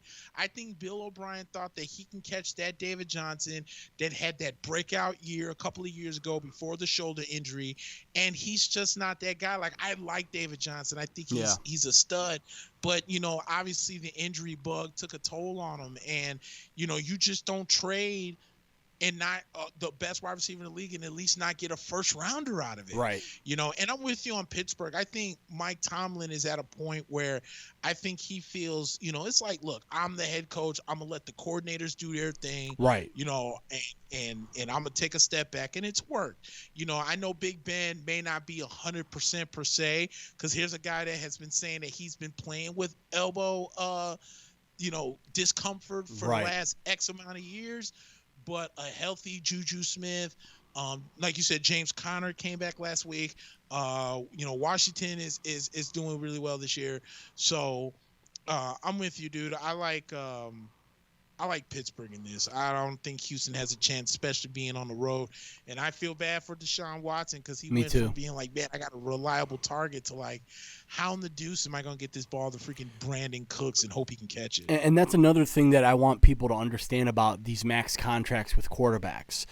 It's all fine and dandy that you locked up Deshaun Watson, but the reason why you had to trade DeAndre Hopkins is because you couldn't pay both of them now. There was going to be zero option of paying what he was worth, while also paying the contract that they gave to Deshaun. So that's an excuse that Bill O'Brien's probably going to use for the rest of his life when they eventually ask him on his deathbed, why did you trade the best receiver in the league for chump change? He's going to go down to the grave saying, I couldn't pay him, and that's just the deal. Well, you know what? Then you probably should have waited to pay Deshaun. I understand you don't want to, or that's not smart and you don't want to, but that's the reality of this.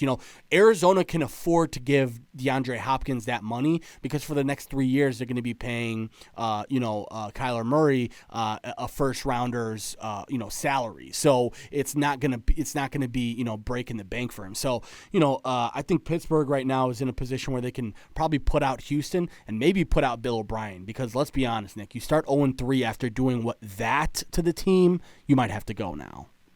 And let me ask you this question, dude. What exactly has Deshaun Watson done to warrant a supermax? Exactly. Like, people may not, people may think that I say stupid stuff from a time-to-time basis. Guess what? I do. We all do. I'm not going to sit here and lie.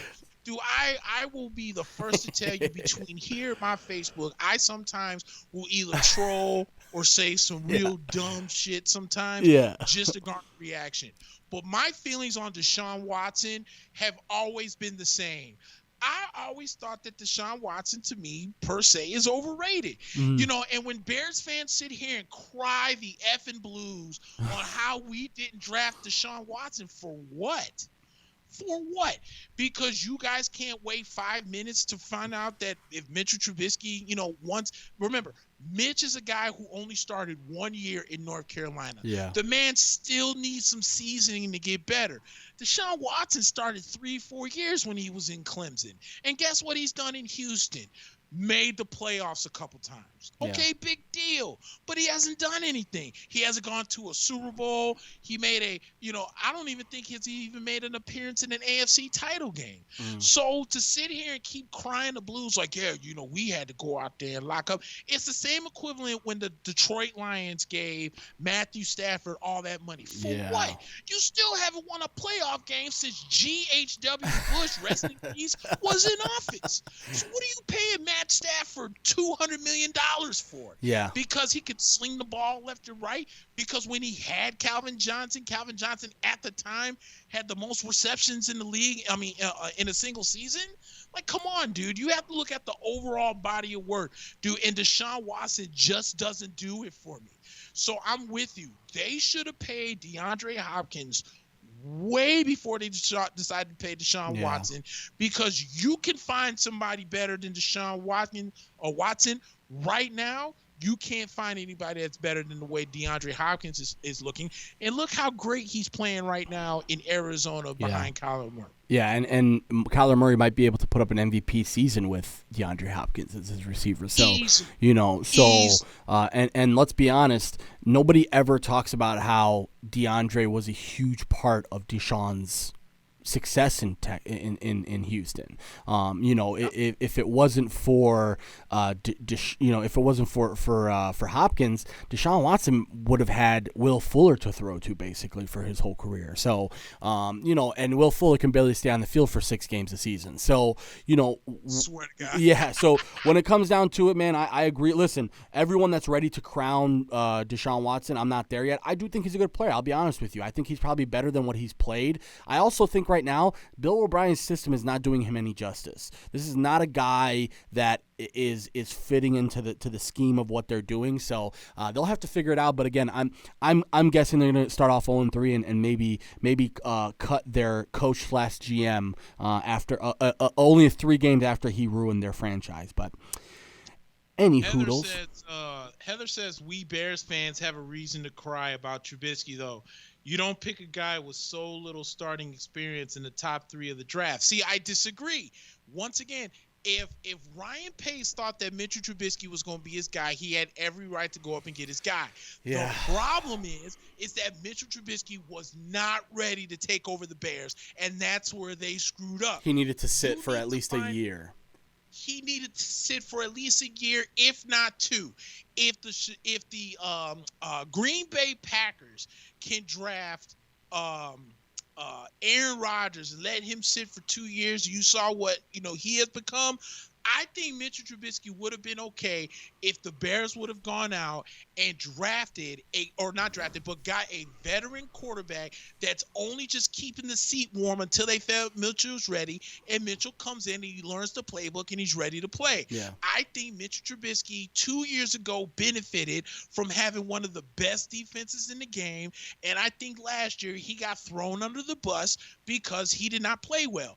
My problem that I had with that Eagles game and that playoff game that they lost, minus all the Cordy Parkey nonsense, was the blame was put on Mitch when Khalil Mack was absolutely nowhere to be found when Nick Foles drove down on him and scored that touchdown. Yeah, the defense was really bad in the fourth quarter. Mack in line that entire time, and that's why they ended up losing that game. Mitchell Trubisky put the Chicago Bears in a position to win, and they failed. Yeah. Had Khalil Mack done his job and the defense not let the Philadelphia Eagles go down that field, the Bears could not have potentially only won that game, but they were good enough to go to the Super Bowl. Yeah. So I think that before we sit here and try and make the Bears look like total pieces of crap and keep trying to make Ryan Pace look like an idiot, my problem is that he has messed up in a sense where Mitch was not ready to come in. Yeah. But please give him an offense to not have all these ticky-tack track, gadget plays, and let the man throw the ball down the damn field. Yeah. That's why he's out there. Yeah. He's not this, you went away from what made him so good.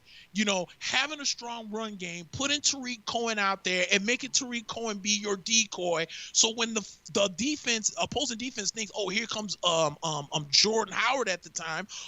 Here comes a fast-ass Tariq Cohen that no one saw coming, and the man, next thing you know, is 80 yards down the field for a touchdown. Yeah. You went away from that. Stop blaming Mitch. Bears fans are as bad as Bucks fans when it comes to this. We need to have this. We need to have the Brett Favres and the Aaron Rodgers and the Russell Wilsons and have these guys that throw 400 yards a game. Sometimes the offense ain't all about that. Yeah. Especially when you're a Chicago Bears franchise that is known for having 1,000-yard rushers and have known to have strong running games. You don't always need a 500-yard-a-game quarterback to win football games and Super Bowl championships. Yeah. And to speak to what Heather's talking about, though, as sports fans, we start to get into these hypotheticals. Well, if we just chose Watson instead of Trubisky, then we would have had Watson the year we played against the Eagles, and Watson would have played better, and we can't do that. That's just, No. You can't, as a sports fan. Same with Mahomes, dude. Right, exactly. Same thing with Mahomes, Mahomes. too. Well, if we would have had Patrick there, we would have had the championship and probably would have won it last year too. Like, we can't do that, right? Nick hit it on the head with saying, as a GM, Your job is to go out and get your guy. Your guy doesn't always have to be the most talented person. Remember, it doesn't have to be, hey, this guy has the best skills of anyone in the draft. No, it could be about, you know what, this guy, I visualize this guy in our offense with Matt Nagy, and he's going to be the better guy. And do I think they made the right decision as a Bears fan? No, I don't think they did make the right decision, especially considering they traded up to do that. Now, if Mitchell Trubisky was the third quarterback taken and it was at the end of the first round, I don't think we're hearing all of this about him, right? But the problem is he was number 2 overall. They traded up to get him in a weird circumstance, and then 2 of the best players in the league, or 2 of the best quarterbacks in the league, just so happened to go in after him. So, yeah, I understand Heather's frustration, but it's hard as a football fan to make those generalizations and talk about hypotheticals like that. Mm-hmm.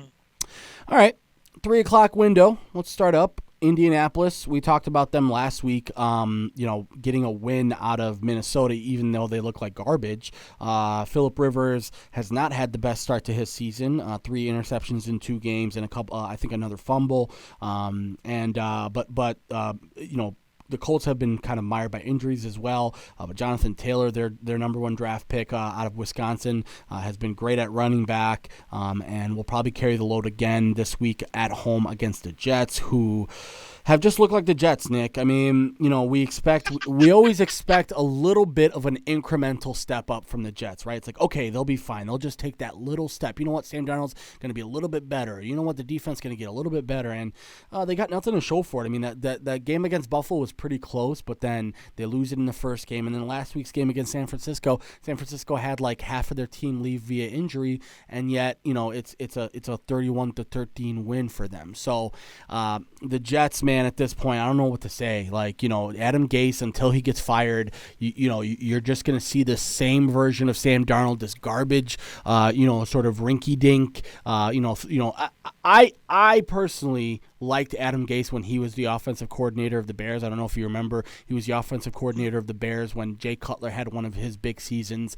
And I think he's another example of a guy that should have never been a coach. He should always be a coordinator and would probably be a tremendous coordinator right now if he was doing that, but just not there right now. And minus 11.5 is Indianapolis at home. I don't even think there's really much to debate about here. Indianapolis, I think, is going to run away with this one.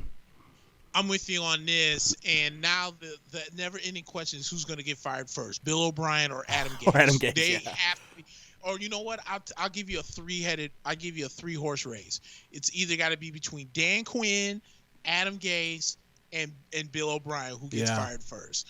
Because those 3 coaches right there have got strongholds on teams that should be much better, and they're all crap. You got one team that can't cover an onside kick and let a team score 10 points in 4 minutes. We didn't even talk about that onside kick. That's Atlanta.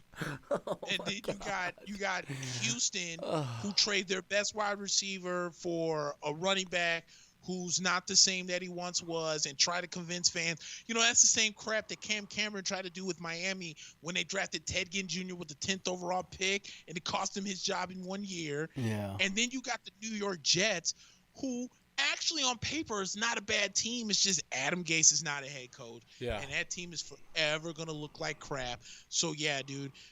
That's just talk about everything but the game. But the Colts are going to smoke the Jets at home. So, yeah, you're right. There's really not much to really talk about on this one. All right, let's go on to the L.A. Chargers. In another great story of sports team doctors being dumbasses, Tyrod Taylor has either fractured or broken rib that was supposed to be administered just a painkiller shot, and instead one of the doctors punctured his lung, and this was basically before the game. And it was weird because it was a late game last week against the Chiefs, and all of a sudden you turn on the TV, and Justin Herbert, their number 1 pick, is in the game, and he started the game, and there was a lot of weirdness about it, and it came out the Monday after the game that their team doctor essentially punctured this dude's lung, and doctors are now basically telling Tyrod Taylor it might not be a good idea to play football this year. So right now it's Justin Herbert's team, even though Anthony Lynn sort of chewed into him after the game and said that we left some, plays on the field. We could have beat Kansas City, could have done this, could have done that. I thought it was a pretty competitive game, and honestly, I thought the defense gave it away for the Chargers. As Kansas City, as they do, it seems like Kansas City puts themselves in holes just to work themselves out of it, and that's what they did last week with that late game comeback. And but the Chargers are at home hosting the McCaffrey-less Carolina Panthers. Matt Rule, things have not gone as well as he had hoped, I'm sure, in Carolina the first two games, especially with the untimely and bad timing injury to McCaffrey, who it's looking like maybe a month and a half, closer to 2 months now after further evaluation. So that's a really rough one, and I see the Chargers right now, especially I was impressed with Justin Herbert last week. I mean, 22 for 33, 311 yards. He did have that interception that really hurt them, but really, I thought he looked good enough and certainly had enough chemistry with the receivers. I think that they have enough to get it done in this game. The Chargers are favored. They're -6.5 at home. Yeah, I'm with you on that. The thing with Carolina though is they're missing a lot of pieces on defense. Yeah, Melvin Ingram, I'm sorry. Yeah, I think they had like 4 starters last year, 2 of them being their bookends were not playing last week. And then also, this kind of shows you on how important Luke Kuechly was to this team. Right. And, with him not being on there, this defense is just not the same. And I think with LA, I'm with you. I think it was the defense, not so much the offense, because the defense actually more or less kept this team in check, or the Chiefs. Yeah. And then all of a sudden, out of the blue, Tyreek Hill is downfield 50 yards for a touchdown. Yeah. You know what I'm saying? Yeah. And so it's kind of like, I personally, and it's nothing against Tyrod Taylor, I thought that Justin Herbert was the right quarterback for his team in the first place. I'm a huge fan of Justin Herbert coming out of Oregon. I also do believe that that LA is going to win this game. I think with the injuries to Carolina, I think right now it's going to be too much. And I really think the Chargers are going to win this game. And I think a guy that might have a little bit of a breakout game could end up being Austin Eckler running the football, because the front seven of Carolina is so decimated that Leonard Fournette had over 100 yards last week and only played in a half. Right. So I think LA is going to have a big game. I think they win at home, and that's a testament on how good this AFC West really is. Yeah. The Chargers are 1-1, the Chiefs are 2-0, Vegas is 2-0, and Denver right now is just so decimated with injuries. Right. I think that in due time they'll be a better team, but between Vegas, Kansas City, and LA, if they end up winning this, having 2 teams that could potentially be 3-0. 3-0, and one team to be 2-1.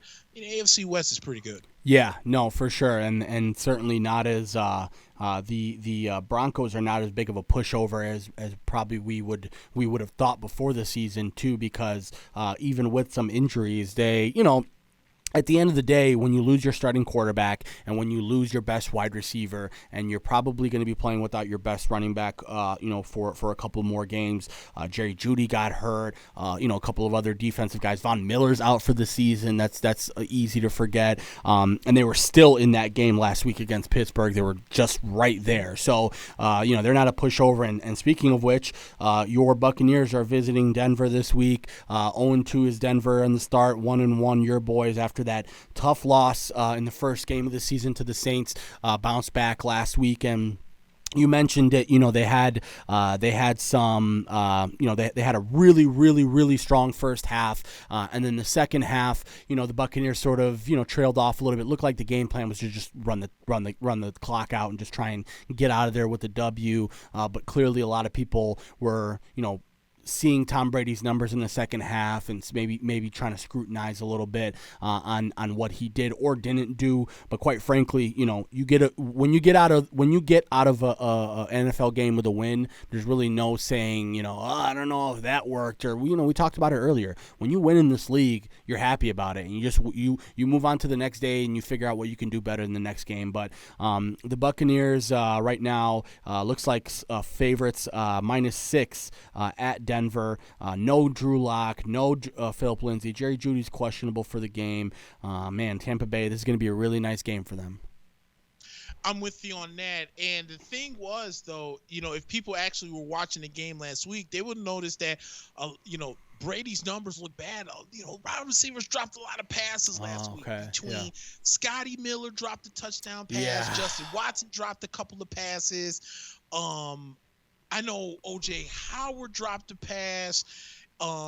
So I don't think all that was necessarily the fault of, there was the interception was 100% on Tom Brady. Yeah. But the funny thing is that even though they won, both Bruce Arians and Tom Brady were saying, look, we're only getting better from here. We won. We're happy with the win, but there's still something. So they know that they still have, work to do. The Bucs are in a very good position, in my opinion. And I've been thinking about this basically all week long. And I'm not trying to say that Rojo and Leonard Fournette can be anywhere. Well, I think Leonard Fournette's a really good running back. I think Leonard Fournette, was in a bad situation in Jacksonville. They was calling him lazy. He was calling this and that and everything else. I think he's got brand new life in Tampa. Mm-hmm. I see Rojo and Leonard Fournette to be the equivalent, potentially, of Latavius Murray and Alvin Kamara down in New Orleans. And the reason why I say that is nothing against Alvin Kamara, but the better running back, per se, as a runner, is Latavius Murray. I think of the two in Tampa, I believe that Leonard Fournette is very Latavius Murray-esque. When they get in between the tackles, dude, if you saw that 48-yard run that Leonard Fournette had at the end of the game last week, dude, the patience of Leonard Fournette is insane for someone as big as he is. Yeah, and the burst. And he waited about 2 solid seconds for Ali Marpet to hit that block, and the next thing you knew, he was gone. Yeah. And Latavius Murray is a lot like that. Where Alvin Kamara poses the biggest threat is in the passing game. And I think Rojo can be that guy in the passing game. I think, and the reason why I bring these two names up is because Buccaneer fans have to stop having this expectation of Tom Brady again to come out and throw for 450 yards in a game. Right. Tom Brady, when he was at his best, had a running game behind him to where he didn't have to chuck the ball 50 times. Right now, he has a running game behind him that he doesn't have to chuck the ball 50 times in a game. Right. Plus, you're getting Chris Godwin back. Mm-hmm. Mike Evans had a really good game last week. That moves Scotty Miller back into the slot where he belongs. And I'm not even going to talk about Gronk and O.J. Howard because at the end of the day, our offense doesn't really support the tight ends. So if you can get them in the game plan somehow, fine. But that's not even my focus. And defensively, dude, Devin White might be one of the best picks the Bucs have had in a long time. This man leads the league in tackles. You can tell that he's comfortable with Todd Bowles in that system. Yeah. And you're slowly but surely seeing Tampa Bay's defense getting better. If that secondary can finally all get on the same page, dude, Tampa's defense is going to be real good. And actually, our sack guy this year, Sue, got in the backfield a lot this week, and JPP got in the backfield a lot this week. And even Shaq Barrett, got a couple of rushes in there himself. So I like Tampa in this game. Obviously, I think they're going to cover the 6 because I just think Denver is just too hurt. Yeah. I think there's too many holes and too many injuries on that team. And I think Tampa Bay goes in there. And to be honest with you, dude, I think Tampa runs the ball a lot.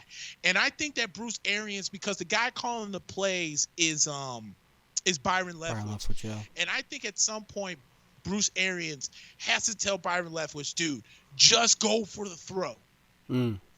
Okay, yeah, we might be up. Okay, yeah, we might be up 21-7 at halftime. Let's make it 42-7. Sure. Let's stop all the conservativeness. Let's stop all the we don't want to make mistakes. No, if our defense is playing well, we need to go for the throats. Yeah. If we can get that kind of mentality, Tampa Bay can be dangerous. But I think between Rojo and Fournette, I think one of those two is going to have a big game, but I think Tampa Bay comes out with the win. Yeah, I don't understand this mentality in football, Nick, that's like we're up 21-0. Okay, pack it in. Let's get as much, let's just run the time off. And it's like more than any other sport, it seems weird that football, you're like, oh, we're up by too much. We can't do too much on the offensive side. What does that even mean? Like, that's what the Bears did last week. They're up 17-0 on this Giants team, and instead they go into this mode where they just want to kill time, and next thing you know, they almost give away the game as a result. So, yeah, I agree with you. It's like, sometimes with offensive coordinators, stop overthinking it.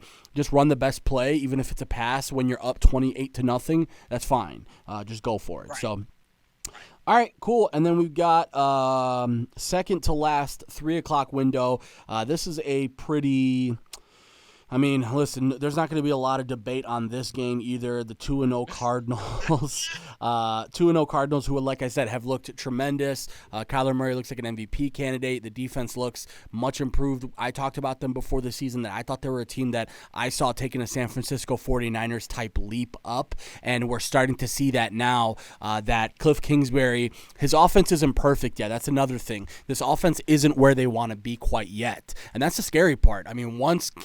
Once they can get Kenyon Drake involved and Christian Kirk involved and Larry Fitzgerald involved, and then now you got, Chase Edmonds involved a little bit more, this team's going to be dangerous to work with, especially because defensively they can rush the passer. And then you got the 0-2 Lions who, listen, man, the Lions are at a crossroads right now. We see it time and time again. You hire yourself a New England Patriots assistant coach. All right, he'll be Belichick, don't worry. And time again, we see that Matt Patricia's just not a good coach, not a good game manager, not a good time manager, doesn't really understand what it is to game plan. His defenses constantly look unprepared. His defenses constantly look overpowered, and he's supposed to be a defensive guy.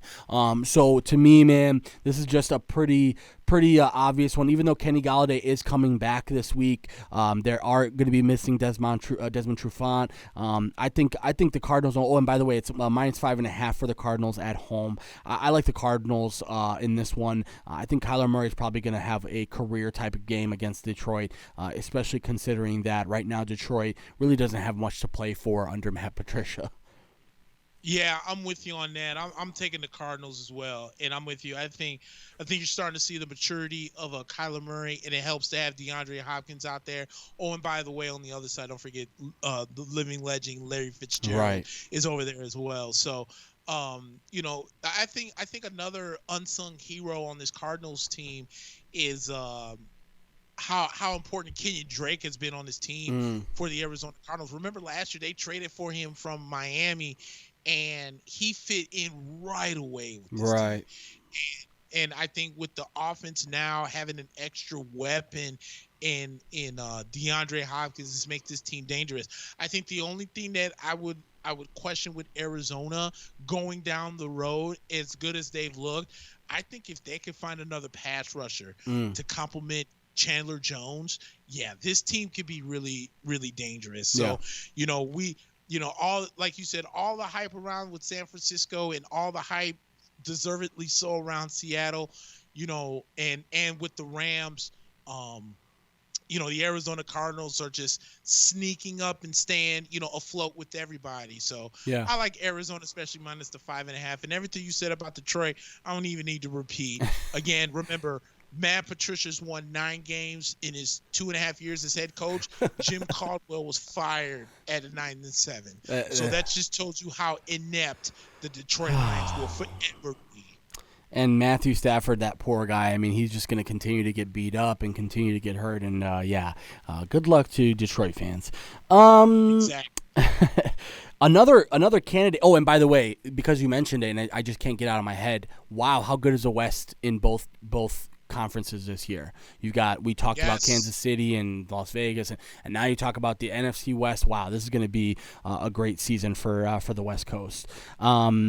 Speaking of the NFC West, the Seattle Seahawks are 2-0 after that win late in the game last week against New England. Russell Wilson just continues, Nick, to show himself in the fourth quarter as the best fourth quarter quarterback in the league right now. The guy, all he really has to do is just have a receiver that is close to getting open, and he can get them open with his throws. And that's what's so impressive about him is Tyler Lockett made a career because of Russell Wilson. If Tyler Lockett is on New England, he doesn't really do much. But because Tyler Lockett is paired up with Russell Wilson, you have this pair that both understand each other, and Russell Wilson, he throws him open better than anybody else. You got DK Metcalf, who's one of the best young receivers in the league right now, and clearly showing that he can beat guys he can beat elite corners one-on-one. That's crazy to say as a guy who's in his second year in the league right now. So as far as I'm concerned, Seattle is has earned themselves to be considered one of the best teams in the NFC. And Dallas, we thought they would be one of the best teams in the NFC, other than obviously that first game that they lost against the Rams, which was a close game, and they almost lost last week against Atlanta. It took a miracle in Atlanta or in Dallas against Atlanta to do that. So this is going to be an interesting game because this is going to be sort of a bar setting game for the Cowboys. Can they come out on the road and win against Seattle and sort of take themselves up? Because again, they could be easily 0-3, 0-2 right now, and if they lose this game, that's another indication that maybe it wasn't Jason Garrett. You know what I'm saying? Like, I'm not a huge fan of Jason Garrett, but when you start to look at this team under Mike McCarthy, they don't seem much different than they did under Jason Garrett, especially offensively, where you were expecting Mike McCarthy to bring in some sort of new life to this team. Because let's be honest, Nick, this offensive line isn't as good as we're used to seeing in years past. We're used to seeing 5 elite offensive linemen on their team, and right now they basically have 2. And the other 3 guys on that offensive line have struggled heavily. So Dallas on the road against Seattle. Seattle is favored in this one, -5 at home. Honestly, I like Dallas in this game because I think they're going to sneak up on Seattle in a way that Seattle's not expecting. I think Ezekiel Elliott's going to have a big game, and I think Dak is going to find a way to go off in this game. CeeDee Lamb probably have a big game himself as well. Who do you got? I'm with you 100%. Great minds think alike. Yes, I sir. think Dallas upset Seattle on this one. Yeah. Because I'm with you. If Cam Newton and the New England offense can put up 30-something? 37, I think. Let me see. Go ahead. Yeah, it was definitely 30 plus. I think Dallas can sneak up on Seattle. Yeah. Like, I know Seattle went out there and they signed big time and traded big time to bring in Jamal Adams. Yeah. But they're still very deceptive, defensively. And my thing is with Dallas, I think they're going to find something here to get this offense going, because there's no way that you have a receiving core of Amari Cooper, Michael Gallup, and CeeDee Lamb, along with Ezekiel Elliott, and you're struggling to score points. Yeah. I think a lot of that has to do with them still trying to get used to a Mike McCarthy offense. Yeah. And I think I don't know. It's nothing against Seattle.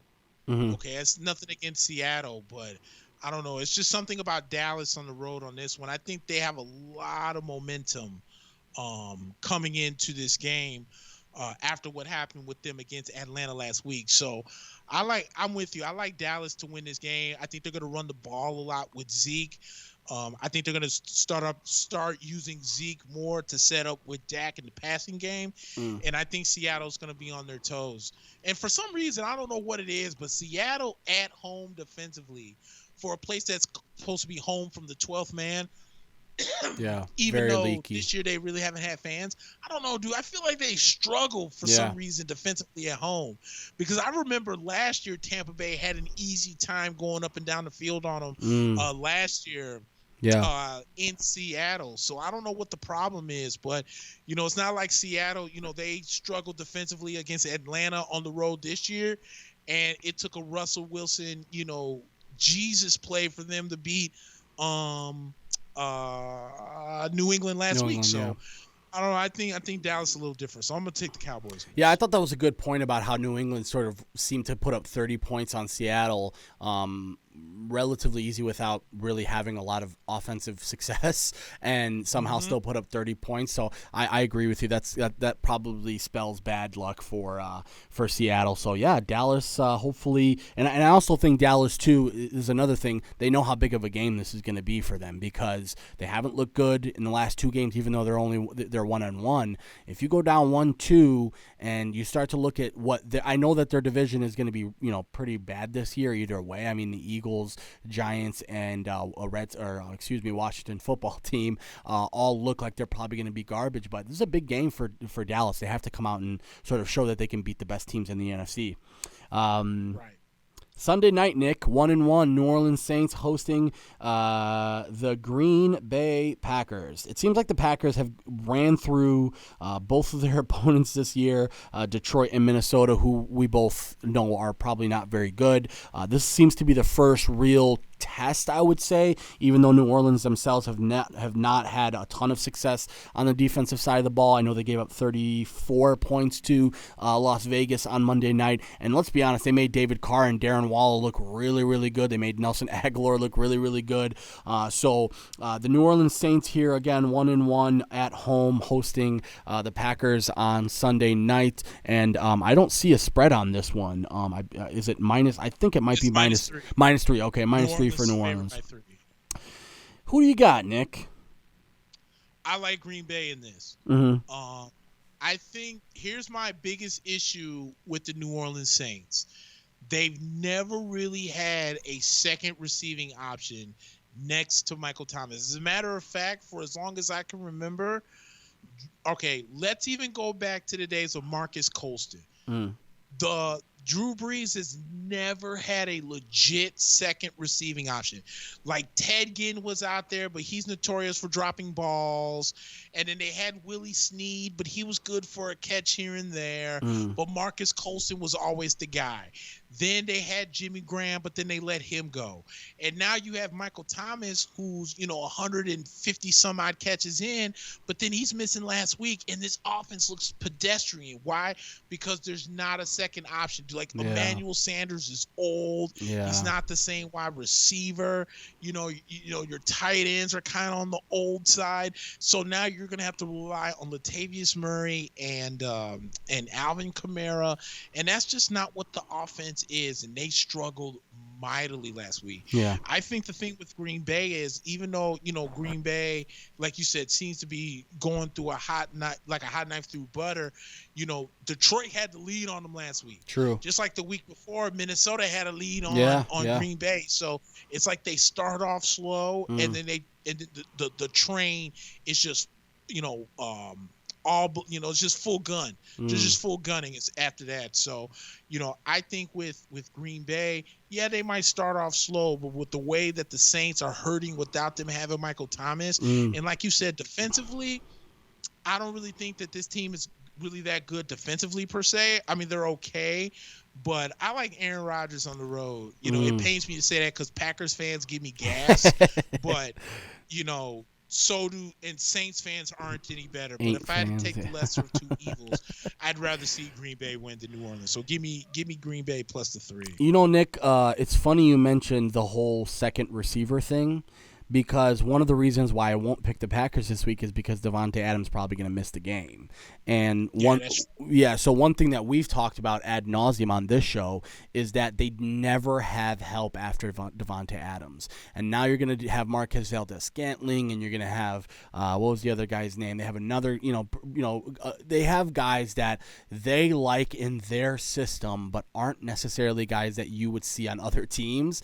And they don't have tight ends this year. This this year they have a couple of pedestrian tight ends. They really, really rely heavily on Aaron Jones and Aaron Rodgers. That's what they rely on the Packers, and that's why, honestly, I think New Orleans has this game. Really, all New Orleans really has to do is figure a way out to rush the passer better. That's really the key to their defense, because they do have a bend but don't break mentality at times. They need to start turning over the ball more, and they need to start being able to rush the passer more. I think Green Bay, to be quite honest, on the road is going to have a hard time without Devontae, because, again, they had every opportunity to draft another receiver, draft a tight end, draft as much as you can on the offensive line. Instead, they drafted a quarterback, and now they have a quarterback sitting behind Aaron Rodgers, who basically could have been an asset in other areas. So maybe I'm biased because I'm cheering for the Saints on Sunday night, because I want them to knock the Packers off. But I do think the Saints have a good shot in this game, because both teams are sort of in similar positions right now. Right. Excuse me. This Monday night game is going to probably be one of my favorite games that might turn out to be in the whole year. Baltimore and Kansas City, they might as well just, for the rest of Lamar Jackson and Patrick Mahomes' career, let's just make it a rule that they have to play at least once every single regular season, because this is going to be a star-studded matchup. It was a very interesting game last year as well, and what I think the Ravens were one of the few teams that beat the Chiefs last year. Am I correct on that? Mm-hmm. So, That's true. yeah, so Lamar Jackson, I'll be honest with you, has not looked tremendous this year. He had a very good first game. Last game was a little bit shaky. Had a hard time, finding. I won't even say he was shaky. I think the problem was Houston was really trying to bait them into turnovers, and instead they decided to just run the ball. But they haven't run the ball with the type of success that we're used to seeing, especially with Ingram, and they have J.K. Dobbins, and they have Gus Edwards, and let's be honest, they have lots and lots of mediocre receivers and Hollywood Brown and Mark Andrews. So Lamar Jackson's going to have to be creative this week, because Kansas City is visiting Baltimore. Patrick Mahomes coming off of that electrifying comeback win against the Chargers last week. It seems like you can't really ever get the Chiefs in a position where they feel like they're going to lose. No matter what, they always feel like they have a chance. Last week was coming down to the wire, and again, all you have to do is just find your open receiver, and Patrick just finds a way to do that every single week. So -3.5, Baltimore is at home, so slight favorites. I imagine it has something to do with the slow start for the Chiefs last week against the Chargers. But I actually like Baltimore in this game. I think Baltimore has the pieces to be able to keep the ball away from Kansas City. We're starting to learn that that's very important to win against Kansas City. Got to dominate time of possession and just try and keep Patrick off the field. I like Baltimore in this one, to be quite honest. Yeah, I like Baltimore too. I think another thing too is that Sammy Watkins, who was in concussion protocol this past week, he's still questionable for the game on Monday.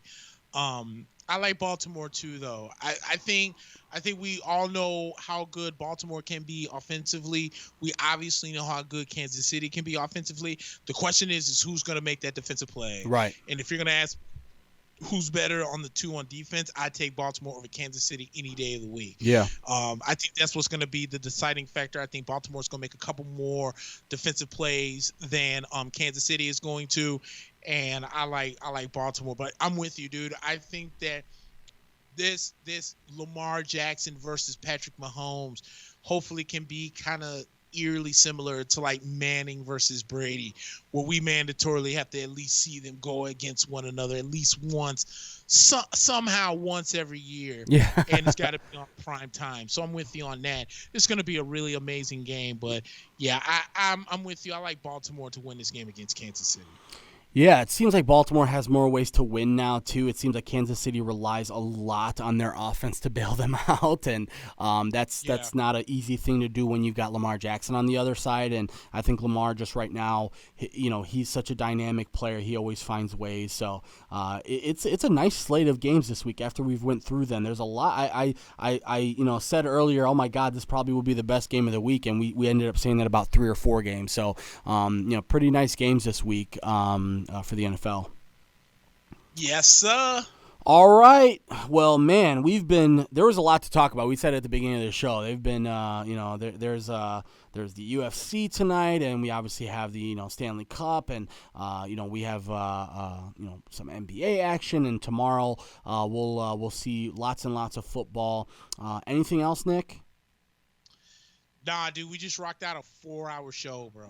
They might as well just start paying us, man. I swear. Somebody give us a job, man. What the hell? Well, afternoon. All right. Another one in the books, guys. Do us a huge favor, like we always say. Like the show, share it out to your friends. Tell one friend about the show. Hey, do us a favor. Text a friend, call a friend. Hey, you like sports, right? Well, I know these two very handsome gentlemen, articulate gentlemen, who can help you out with your sports needs, and they can talk for 4 hours if they want to. So that's just the type of dudes we are. So do us a favor, share out the show. Tell your friends about it. We're trying to get this thing going here, but for Nick, I'm Mack. Another one in the books. Peace.